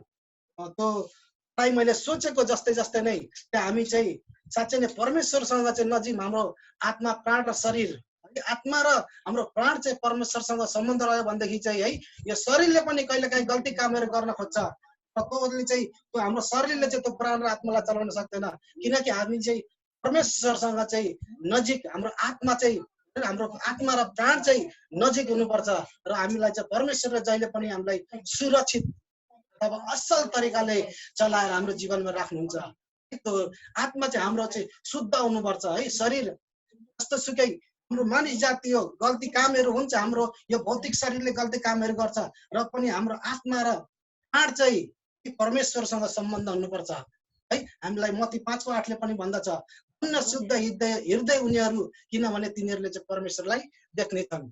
हाम्रो आत्मा हामी पनि कुनै पनि चिज शुद्ध भनेको मतलब चाहिँ दाल चामल हामी लियौँ भनेदेखि त्यहाँ चाहिँ मिसावट नभएको जस्तै हाम्रो शरीर चाहिँ हाम्रो बाहिरिक संसारिक कुरामा चाहिँ हाम्रो चाहिँ सम्बन्ध धेरै राख्नु हुँदैन कि हाम्रो आत्मा र शरीर चाहिँ आत्मा र प्राण चाहिँ परमेश्वरसँगको सम्बन्धमा नजिक बनाएर राख्नुपर्छ है। अनि मैले विचार गरेको त्यसरी नै त्यो आदरणीय पास्टर तिमोथी अर्यालले दिनुभएको है त्यो वचनहरू मैले धेरै ज्ञान त दिन सक्दिनँ, म धेरै त्यति अध्ययन गरिराख्ने मान्छे पनि होइन है। र मैले जो उहाँले सिकाउनु भयो आत्मा प्राण शरीर जो एक परमेश्वर है त्यो चाहिँ कसरी कसरी चाहिँ हुन्छ, त्यो हामी कसरी चल्नुपर्छ भन्ने कुरो उहाँले सिकाउनु भयो है। त्यो सिकाएको कुराबाट चाहिँ हामी यो नेटको माध्यमबाट चाहिँ हामी सबैजना हामी आशिषित भएका छौँ। यो लकडाउनको समयलाई है हामीले भन्दा धेरै त नभनौँ तर हामीले है सकेसम्म हाम्रो खुबी भए जति जो परमेश्वरले हामीलाई आशिष दिनुभएको छ। हामीले अब मण्डलीबाट पनि यो लकडाउनको समयमा केही अलिकति रातहरू सहयोग गर्ने हामी कोसिस गरेका थियौँ र केही परिवारलाई हामीले गऱ्यौँ पनि। त्यो गर्दा गर्दा फेरि बिचमा हामीले चाहिँ निम्न वर्ग परिवारलाई हामीले सहयोग गरेका थियौँ र हाम्रो मण्डलीले जति सक्छ त्यही अनुसारको हामीले सहयोग गरेका थियौँ र फेरि गर्ने भन्दै थियौँ भन्दा फेरि हामीलाई वाडाबाट फेरि सहयोग हो सबैजनालाई है। जस परमेश्वरले हामीलाई राम्ररी चलाउनु भएको छ, राम्रै आशिष दिनुभएको छ। म यो छोटो समयमा राख्दै म परमेश्वरसँग आशिष माग्दै तपाईँहरू फेरि सबैजनालाई येशू ख्रीष्टको नाममा धन्यवाद छ उमेश दाजुलाई। उहाँले निकै मजाले नै बोल्नुभयो, हामीले पनि मजाले नै सुन्यौँ, तपाईँहरूले पनि सबैले सुन्नुभयो होला। अब यति बेला हामीसँग हाम्रो बहिनी कमला हुनुहुन्छ। बहिनी कमलाले हामीले बाइबलको भर्स याद गर्न दिन्छौँ हरेक हप्ता, अनि उहाँले याद गर्नुभएको एउटा बाइबलको पद हाम्रो माझमा उहाँले सुनाउनुहुन्छ। उहाँले याद गर्नुभएको बाइबलको पद म यो समय हाम्रो बहिनी कमलालाई दिन्छु। जय मसीह सबैजनालाई। सर्वप्रथम त धन्यवाद मलाई यो काम दिनुभएकोमा जीवन सरलाई। मैले यो कोरिन्थी च्याप्टर 13 को भर्सेस 13 याद गरेकी थिएँ। मलाई यो कन्फ्युज भयो, मैले सबै यो च्याप्टर 13 सबै हो कि एउटा मात्रै हो भनेर म कन्फ्युज भएँ जीवन सर। एउटा 13 को 13 एउटा मात्रै हो है, 13 को एउटा मात्रै भर्सेस है। हजुर। यसमा चाहिँ के भनेको छ भने अब विश्वास आशा प्रेम यी 3 रहन्छन् तर यिनमा सर्वोत्तम चाहिँ प्रेम नै हो। यही मात्रै हो नि है? हजुर हजुर। त्यही त मैले सबै हो कि भनेर अलिकति सबै कन्ट्रोल गर्नु भएर सबै भन्नु म अलिक कन्फ्युज भएँ कि यो सबै हो कि यति थोरै मात्रै हो भनेर। हुन्छ, सुरुमा एउटा मात्र उहाँले याद गर्नुभएको छ, पहिलो कोरिन्थी 13 को 13। तपाईँलाई धेरै धेरै धन्यवाद छ। र यसरी नै तपाईँहरू अरूले पनि याद गर्दै गर्नु होला। फेरि अब यो आउने हप्ताको लागि म फेरि भरै तपाईँहरूलाई सेन्ड गर्छु बाइबलको भर्स, अनि तपाईँहरूले फेरि याद गर्न सक्नुहुनेछ। हामीसँग बुटवलबाट पास्टर दीपक हुनुहुन्छ। पास्टर ज्यूलाई म अहिले अन्तिममा समय दिन्छु। उहाँले आज हाम्रो निम्ति अन्तिम प्रार्थना पनि गरिदिनु हुनेछ, अनि अन्तिममा केही छोटो कुराहरू राखेर। अब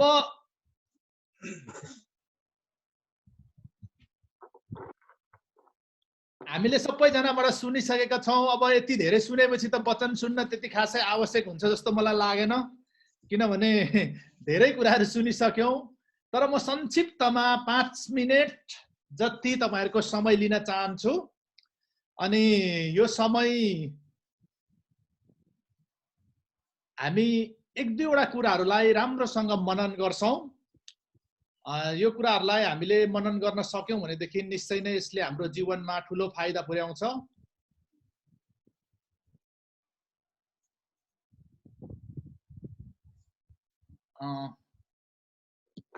सरी म मेरो अलिकति एउटा पिक्चर मैले तपाईहरुलाई देखाउन खोजिरहेको छु।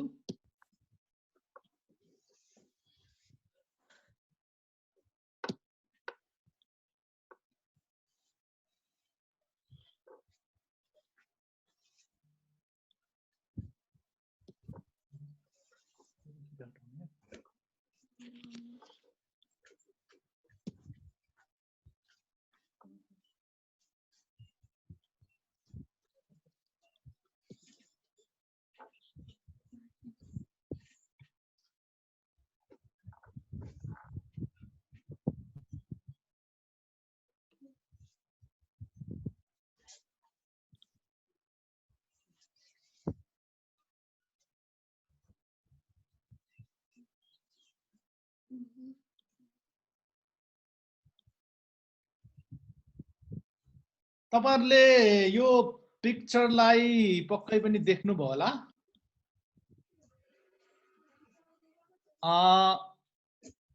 यो पिक्चरलाई तपाईहरुले मैले शेयर गरेको छु, तपाईहरुले देख्नु हुँदैछ।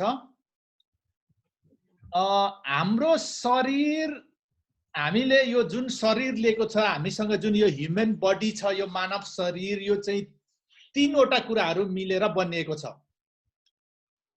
सबैभन्दा भित्र यो ऑरेन्ज कलरमा यो तपाईले हेर्न सक्नुहुन्छ आत्मा, जसलाई हामी इंग्लिशमा स्पिरिट भन्छौं। अनि त्यो भन्दा यो बीचको भाग प्राण, हामी इंग्लिशमा त्यसलाई सोल भन्छौं। अनि यो बाहिरी भाग चाहिँ शरीर, जसलाई हामी बडी भन्छौं। अनि एउटा कुरा म तपाईहरुलाई के बताउन चाहन्छु भने यो लकडाउनको समयमा हामी किन यति धेरै आज्ञाकारी भयौं। हामी घरदेखि बाहिर निस्केनौं, हामीले भिडभाडमा हामी गएनौं, हामीले आफ्नो सबै व्यापार बिजनेसहरु व्यवसायहरु बन्द गर्यौं। अनि हामी चाहिँ लकडाउन भरि एकदमै आज्ञाकारी भएर बस्यौं। किन भन्दाखेरि यो जुन शरीर छ, यो शरीर मर्छ भनेर, यसलाई बचाउनको लागि। बुझ्नु हो त? किनभने हामीलाई यति धेरै यो शरीरको माया छ, अनि त्यो शरीरलाई बचाउनको लागि हामीलाई रोग लाग्छ, म चाहिँ मर्छु, मलाई चाहिँ भाइरस सर्छ भन्ने डरले हामी आफूलाई जोगाउनको निम्ति, आफ्नो शरीरलाई जोगाउनको निम्ति, आफ्नो परिवारलाई जोगाउनको निम्ति हामी लकडाउनमा यति धेरै आज्ञाकारी भयौं कि संसारभरिको मान्छे बाहिर निस्केन, आवत जावत गरेन, उनीहरूले रेस्टुरेन्टमा खानेकुरा खाएन, उनीहरू घुम्नलाई गएन, उनीहरू एकदमै आज्ञाकारी र अनुशासित भएर आफ्नो कोठाभित्रै बस्यो र अझै पनि बसिरहेको छ। अझै पनि धेरै देशहरूमा लकडाउन अति नै कडा छ। अनि लकडाउन कडा भएको ठाउँहरूमा अझै मान्छेहरू घरबाट बाहिर निस्कन पाएको छैन।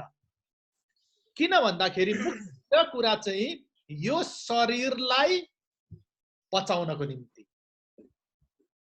यो शरीर कति बाँच्छ भन्दाखेरि बडीमा 90 वर्ष, अझै त्यो भन्दा धेरै बाँच्यो भने 100 वर्ष, तर लगभग 80 वर्ष काटेपछि मान्छे अर्धचेत भएर बाँच्छ। भनेको उसको चेतनाले पूर्ण रूपमा काम गर्दैन।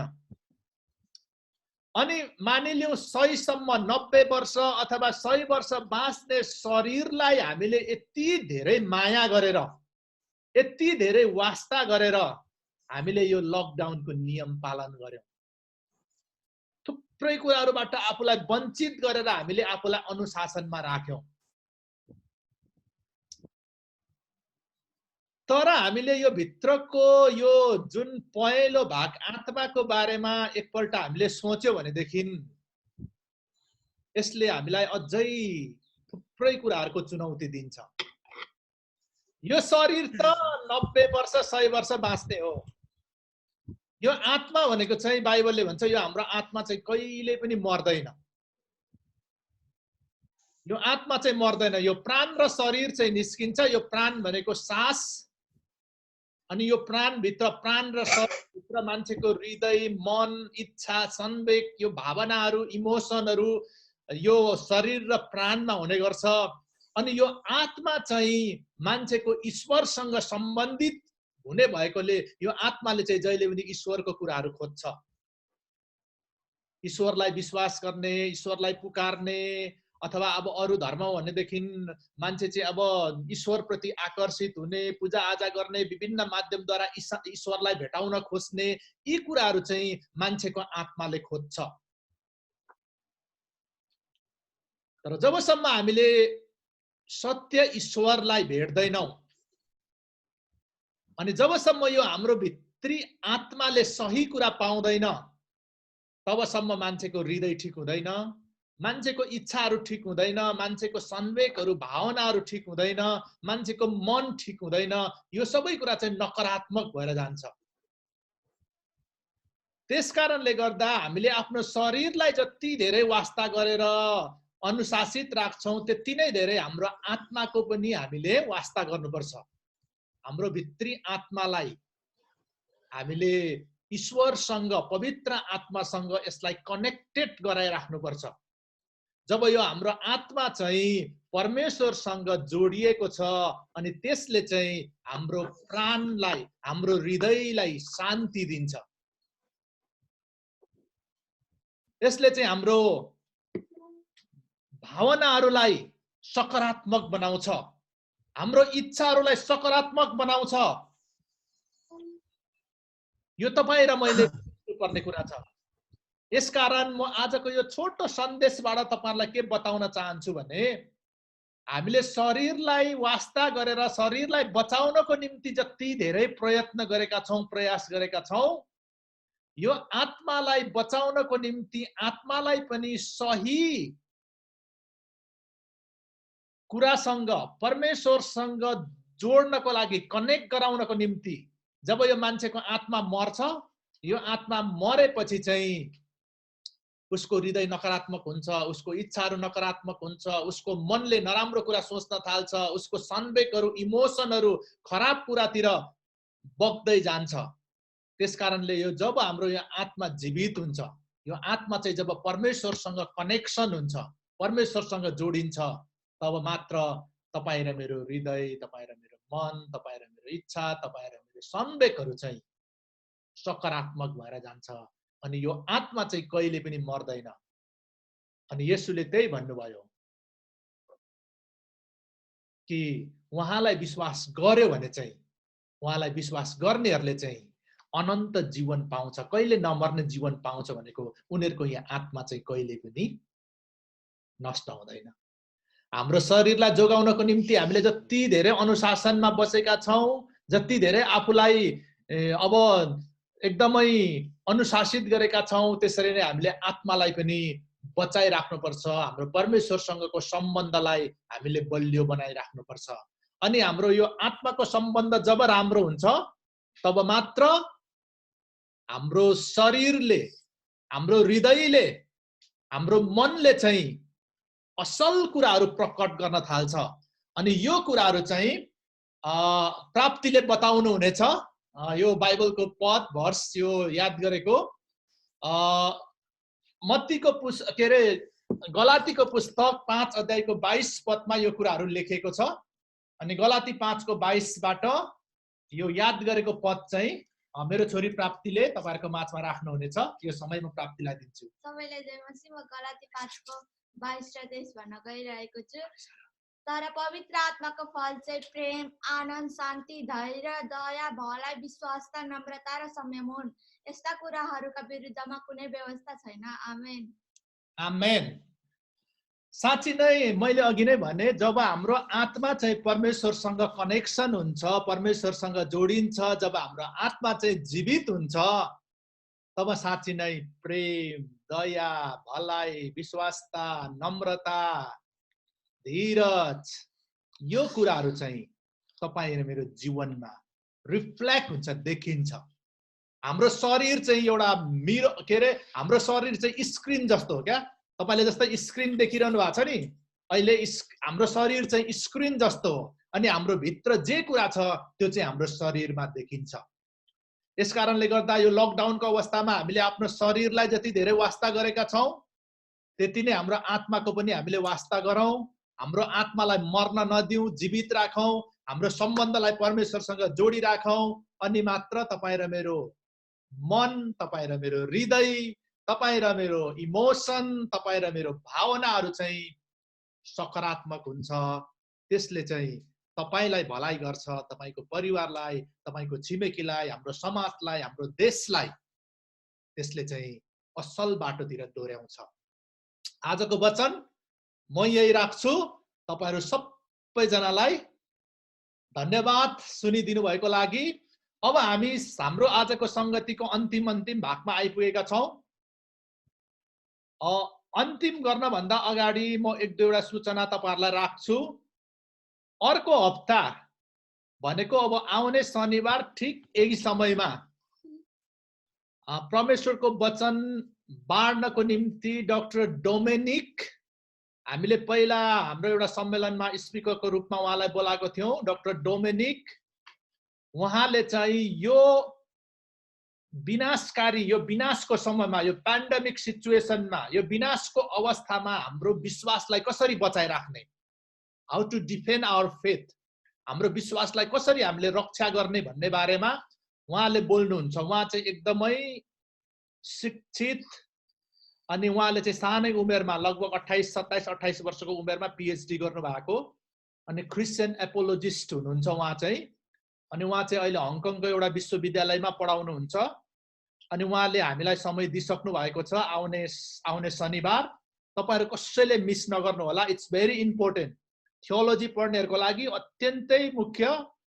थियोलोजी पढ्दै गर्नेहरु, लिडरशिपमा हुनेहरु मात्रै नभएर सबैको लागि how to defend our faith or how to protect our faith in this pandemic situation. यो अवस्थामा, यो जुन यो संकट, महासंकटको समयमा हाम्रो विश्वासलाई कसरी बचाउने भन्ने बारेमा उहाँले हामीसँग परमेश्वरको वचन राख्नुहुन्छ। तर यो वचन चाहिँ इंग्लिशमा हुनेछ। त्यो भएको कारणले गर्दाखेरि तपाईले जति जनाले इंग्लिश बुझ्न सक्नुहुन्छ एकदम राम्रो। इटरीमा भएको ग्रुपको लागि आशिषले ट्रान्सलेसन गर्दिनेछ। वक्ताले यता इंग्लिशमा भन्दै गर्दा आशिषले चाहिँ उता नेपालीमा ट्रान्सलेसन गरिदिनु हुनेछ। अनि अरु जति जना तपाईहरुले अब इटरामा चाहिँ हाम्रो सुन्दरले, पास्टर बाले भन्नु होला, सुन्दरले ट्रान्सलेसन गर्नुहुनेछ तपाईहरुको त्यो समूहलाई। अनि प्राय यतापट्टि शान्ताको परिवारमा हाम्रो सन्त भाइले ट्रान्सलेसन गरिदिनु हुनेछ। अनि त्यसपछि अरु नर्वेमा त हामी सबैजनाले इंग्लिश बुझ्छौं, कसैलाई समस्या छैन। त्यो भएको कारणले गर्दाखेरि इट इज भेरी इम्पोर्टेन्ट, अत्यन्तै मुख्य क्लास हो। हामीले अब त्यस्तो व्यक्तिहरु एकदमै परमेश्वरको ज्ञान बुद्धिले आत्माले भरिएको एकदमै व्यक्तिहरु हामीलाई भेट्न गाह्रो छ यो समयमा। उहाँले हामीलाई समय दिनुभएको छ, हामी अत्यन्तै खुसी छौं। त्यसैगरी हाम्रो उता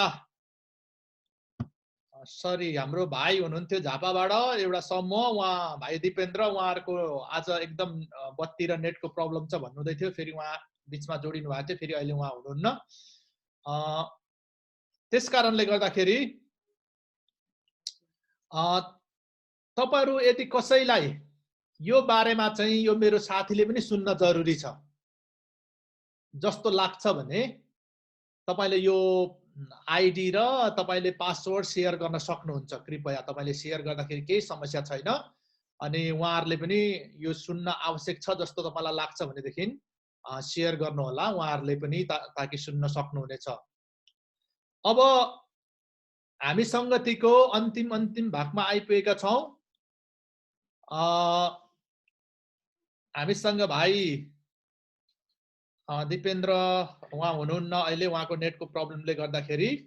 र हामीसँग आदरणीय पास्टर दीपक खरेलज्यू बुटवालबाट हुनुहुन्छ।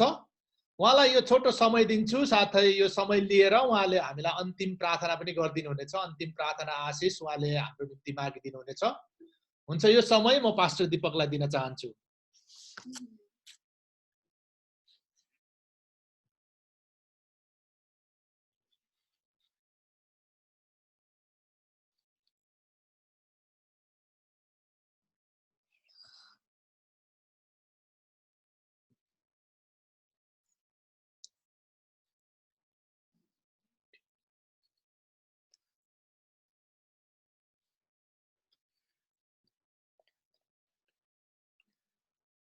हुन्छ हाम्रो पास्टर दीपक हुनुहुन्छ?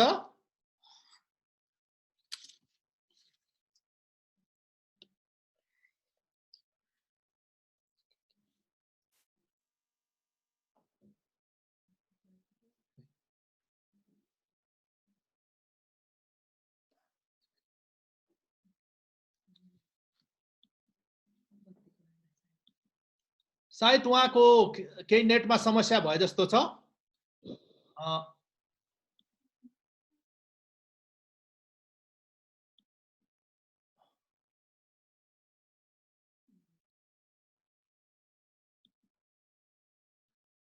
उहाँ हामीसँग हुनुहुन्न। त्यस कारणले गर्दाखेरि म यो समय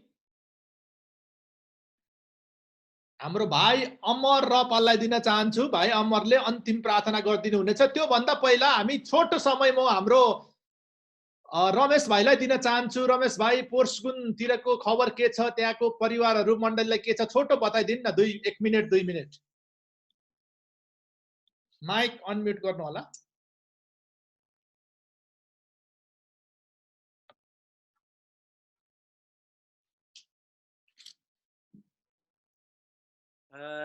जय मसी सबैलाई।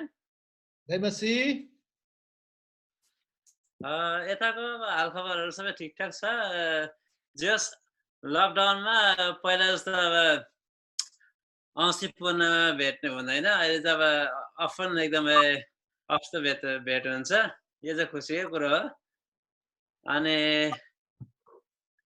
अरू सबै ठिकै छ, सबै फ्रेस नै छन्, सबै सन्तुष्ट छन्। अनि सेवाकाईमा अब यस्तै हो, हामी पनि प्रत्येक आइतबार यसरी नै अनलाइन भेट्छौँ। अनि तर हाम्रो त छोटो हुन्छ, थोरै छौँ, अनि त्यो भएर छोटो हुन्छ। र अब सेवा सङ्गतिको विषयमा यही नै हो। अब काम कुरोहरू अहिले सबै म पनि पर्मिटेड भएर बसेको छु। अनि केही समयदेखि अनि घरमै छु। यसो फुर्सदमा बाहिर गयो, फिसिङ गयो, त्यस्तै छ। अनि रमाइलो गरिरहेको छौँ र प्रभुको अनुग्रहमा उहाँले अहिलेसम्म सुरक्षित राख्नुभएको छ। उहाँलाई धन्यवाद होस्। अनि यहाँहरू सबैको प्रार्थनाको अनुरोधमा पनि हो। र अनि सुनाइमा आए अनुसार अब सबै यहाँ पोर्सगुन, श्रेयन, बामले यी तीनै कम्युनिटीहरूमा रहनुभएका सबै विश्वासी जनहरू सुरक्षित हुनुहुन्छ। अनि सबै असलै हुनुहुन्छ, राम्रै हुनुहुन्छ यहाँहरू सबैको प्रार्थनाद्वारा। अनि खुसी लागेको छ। 3 हप्तादेखि कन्टिन्यू म पनि यहाँहरूसँग सङ्गतिमा जोडिन पाइरहेको छु। अनि धेरै आशिषहरू गर्न पाइरहेको छु र धेरै खुसी लागेको छ। र जबसम्म यो सिचुएसन शान्त हुँदैन तबसम्म अब हाम्रो भेटघाट यसरी नै होला। र यो पनि एउटा फाइदाको कुरोहरू छ। अहिले यहाँ पास्टर बाले भन्नुभयो अब नेक्स्ट विक जुन वक्ता हङकङबाट हुनुहुन्छ, अब त्यो अहिले नै मलाई एकदमै तत्पर भयो, कहिले चाहिँ शनिबार आउँछ जस्तो भइरहेको छ सुन्नलाई। र यो एउटा सुवर्ण अवसर हो। अनि यसमा एकदमै आनन्द लागेको छ। र यहाँ चाहिँ आमाहरूमा मात्रै बस्छौँ यो घरमा चाहिँ। अनि भन्नुपर्दा यहाँ आमा छोरा टोल भन्न पनि फरक नपर्ला। सबै प्राय आमा छोरा नै बस्छौँ। अनि यस्तै छ यहाँको हालचालहरू। हुन्छ हुन्छ भाइलाई धन्यवाद। समय दिनुभयो, पास्टरलाई धन्यवाद। आन्टीलाई पनि धन्यवाद छ। हामी निरन्तर हामी सबैजनाको लागि प्रार्थना गरिरहेका छौँ। र अब हामी हाम्रो समय पनि 12:15 हुन लाग्यो। अब हामी अन्तिम प्रार्थना गर्छौँ र फेरि पनि अर्को हप्ता योभन्दा धेरै हामी सबैजना भेला हुन्छौँ। तपाईँहरूले आफ्नो साथीभाइहरूलाई पनि भन्नु होला। र यो समय म भाइ अमर अनमोल रहपाललाई दिन्छु। उहाँले अन्तिम प्रार्थना हामी सबैको निम्ति गर्नुहुनेछ।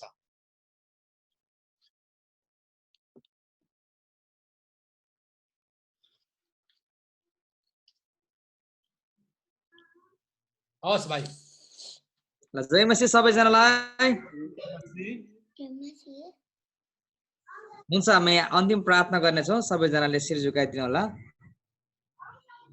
स्वर्गीय परमेश्वर, हामी तपाईलाई आजको यो घडी यो समयको लागि हामी तपाईलाई धन्यवाद दिँदछौँ, कारण तपाईँ परमेश्वरले आज हामीलाई यो सुन्दर समय प्रभु तपाईले दिनुभयो। अनि यो समय चाहिँ एकदमै आशिषित अनि अनुग्रहको कुरा हामीले फिल गरेका छौँ, महसुस गरेका छौँ। तपाईको प्रेमको लागि, तपाईको करुणाको लागि, तपाईको भलाइ अनि तपाईको दयाको लागि प्रभु हामी तपाईलाई धन्यवाद चढाउँदछौँ। प्रभु हामी तपाईको प्रेमको वर्णन गर्न सक्दैनौँ, तपाईँ यति महान छ तपाईको प्रेम। अनि जुन प्रेमले आज तपाईँ परमेश्वरले हामीलाई शरीरमा टाढा टाढा भए तापनि प्रभु यसरी हामीलाई आत्माको कुराहरूमा, प्राणको कुराहरूमा यसरी हामीलाई एकतामा तपाईँले राख्नु भएको छ। प्रभु हामी तपाईँ परमेश्वरलाई धन्यवाद दिँदछौँ। तपाईँ सर्वज्ञानी, सर्वव्यापी र सर्वश्रेष्ठ परमेश्वर तपाईँ हुनुहुन्छ। तपाईँ एक ठाउँमा त रहने हुने परमेश्वर हुनुहुन्न, तपाईँ हरेक ठाउँमा, हरेक परिस्थितिमा, हरेक व्यक्तिमा हुने परमेश्वर तपाईँ हुनुहुन्छ। र तपाईँ जिउँदो परमेश्वरलाई आजको समयमा हामीले महसुस गर्न पाएका छौँ, त्यसको लागि परमेश्वरमा तपाईँलाई धन्यवाद चढाउँदछौँ। अनि आज जति पनि हामी यो जुममा विभिन्न देशहरूमा, विभिन्न ठाउँहरूबाट यसरी हामी एकत्रित भएर प्रभु साँच्चै नै यसरी तपाईँसँग जोडिएका छौँ। साँच्चै प्रभु तपाईँको अभिषेक हाम्रो जीवनमा भएको हामी महसुस गरेका छौँ। तपाईँको आशिष र अनुग्रह र तपाईँको शक्ति हामीमा भएको हामीले महसुस गरेको छौँ। परमेश्वर तपाईँलाई धन्यवाद। आजको दिनमा कति मानिसहरू डराइरहेका छन्, कति मानिसहरू निराश भइरहेका छन्, कति मानिसहरू हतोत्साहित भइरहेका छन्, तर परमेश्वर आज तपाईँलाई हामीले प्रेम गरे खातिर आज तपाईँ परमेश्वर आजको दिनसम्म तपाईँले सुरक्षा राख्नु भएको छ। भजन पुस्तकले भने चाहिँ मैले त्यसलाई प्रेम गरे कारणले गर्दाखेरि त्यसलाई म छुटाउने छु भनेर तपाईँ परमेश्वरको वचनले भन्दछ। प्रभु यसकारण तपाईँ परमेश्वरले आजको घडीसम्म हामीलाई सुरक्षा दिनुभएको छ, सहायता गर्नुभएको छ, त्यसको लागि तपाईँलाई धन्यवाद छ। परमेश्वर तपाईँ हाम्रो असल गोठालो हुनुहुन्छ। अनि आउने दिनहरूमा प्रभु यसरी नै तपाईँ परमेश्वरलाई महिमा, प्रशंसा, धन्यवाद तपाईँको वचनहरू सुन्दै, तपाईँको आराधना गर्दै, गीतहरू गाउँदै प्रभु तपाईँलाई हामीले उच्च महिमा दिन सकौँ। प्रभु यो बिन्ती प्रार्थना तपाईँसँग चढाउँछौँ। अनि हामी जुन जुन अवस्थामा जहाँ जहाँ छौँ परमेश्वर सबैको साथमा तपाईँ रहनुहोस्, तपाईँ परमेश्वरले सम्हाल्नुहोस् भनिकन बिन्ती गर्दछु। परमेश्वर आउने हप्ता, आगामी हप्ता हामीलाई यसरी नै प्रभु तपाईँ परमेश्वरले सहायता गर्नुहोस्। तपाईँको वचन सुन्न हामी उत्साहित छौँ। अनि यसरी तपाईँको महिमा गर्न हामी एकदमै उत्साहित छौँ। हाम्रो प्राण तपाईँको निम्ति तिर्खाउँछ, जसै तपाईँ परमेश्वरको वचनले भन्दछ, हे मेरो प्राण परमप्रभुको प्रशंसा गर। अनि मेरो प्राण परमप्रभुको निम्ति तिर्खाउँदछ, ओभानो भूमिहरूमा मेरो प्राण प्रभुको निम्ति तिर्खाउँछ भने चाहिँ प्रभु अब साँच्चै हामी तपाईँको निम्ति हामी प्यासा छौँ, तपाईँ हामी तृषित छौँ, किनकि परमेश्वर हामीलाई परमेश्वरले तृप्त पार्ने परमेश्वर तपाईँ मात्र हुनुहुन्छ। हामीलाई तपाईँले सहायता गर्नुहोस्। हामी विभिन्न ठाउँहरूमा छौँ परमेश्वर, अनिष्टहरूबाट, रूढिहरूबाट, महामारीबाट, प्रभु हरेक परिस्थितिबाट तपाईँ परमेश्वर हामीलाई सम्हाल्नुहोस्, बचाउनुहोस् भनेर बिन्ती गर्दछु। परमेश्वर पिता प्रभु धन्यवाद तपाईँलाई सबै कुराका लागि तपाईँलाई धन्यवाद चढाउँदै आशीर्वाद गरेर माग्छौँ। हामीलाई सिधैमा उद्धार र मुक्ति दिनुहुने प्रभु येशू ख्रीष्टको उच्च अनि पवित्र नाममा आमेन। आमेन। तपाईहरु सबैजनालाई सहभागी हुनु भएको लागि धन्यवाद। सबैजनालाई जय मसीह।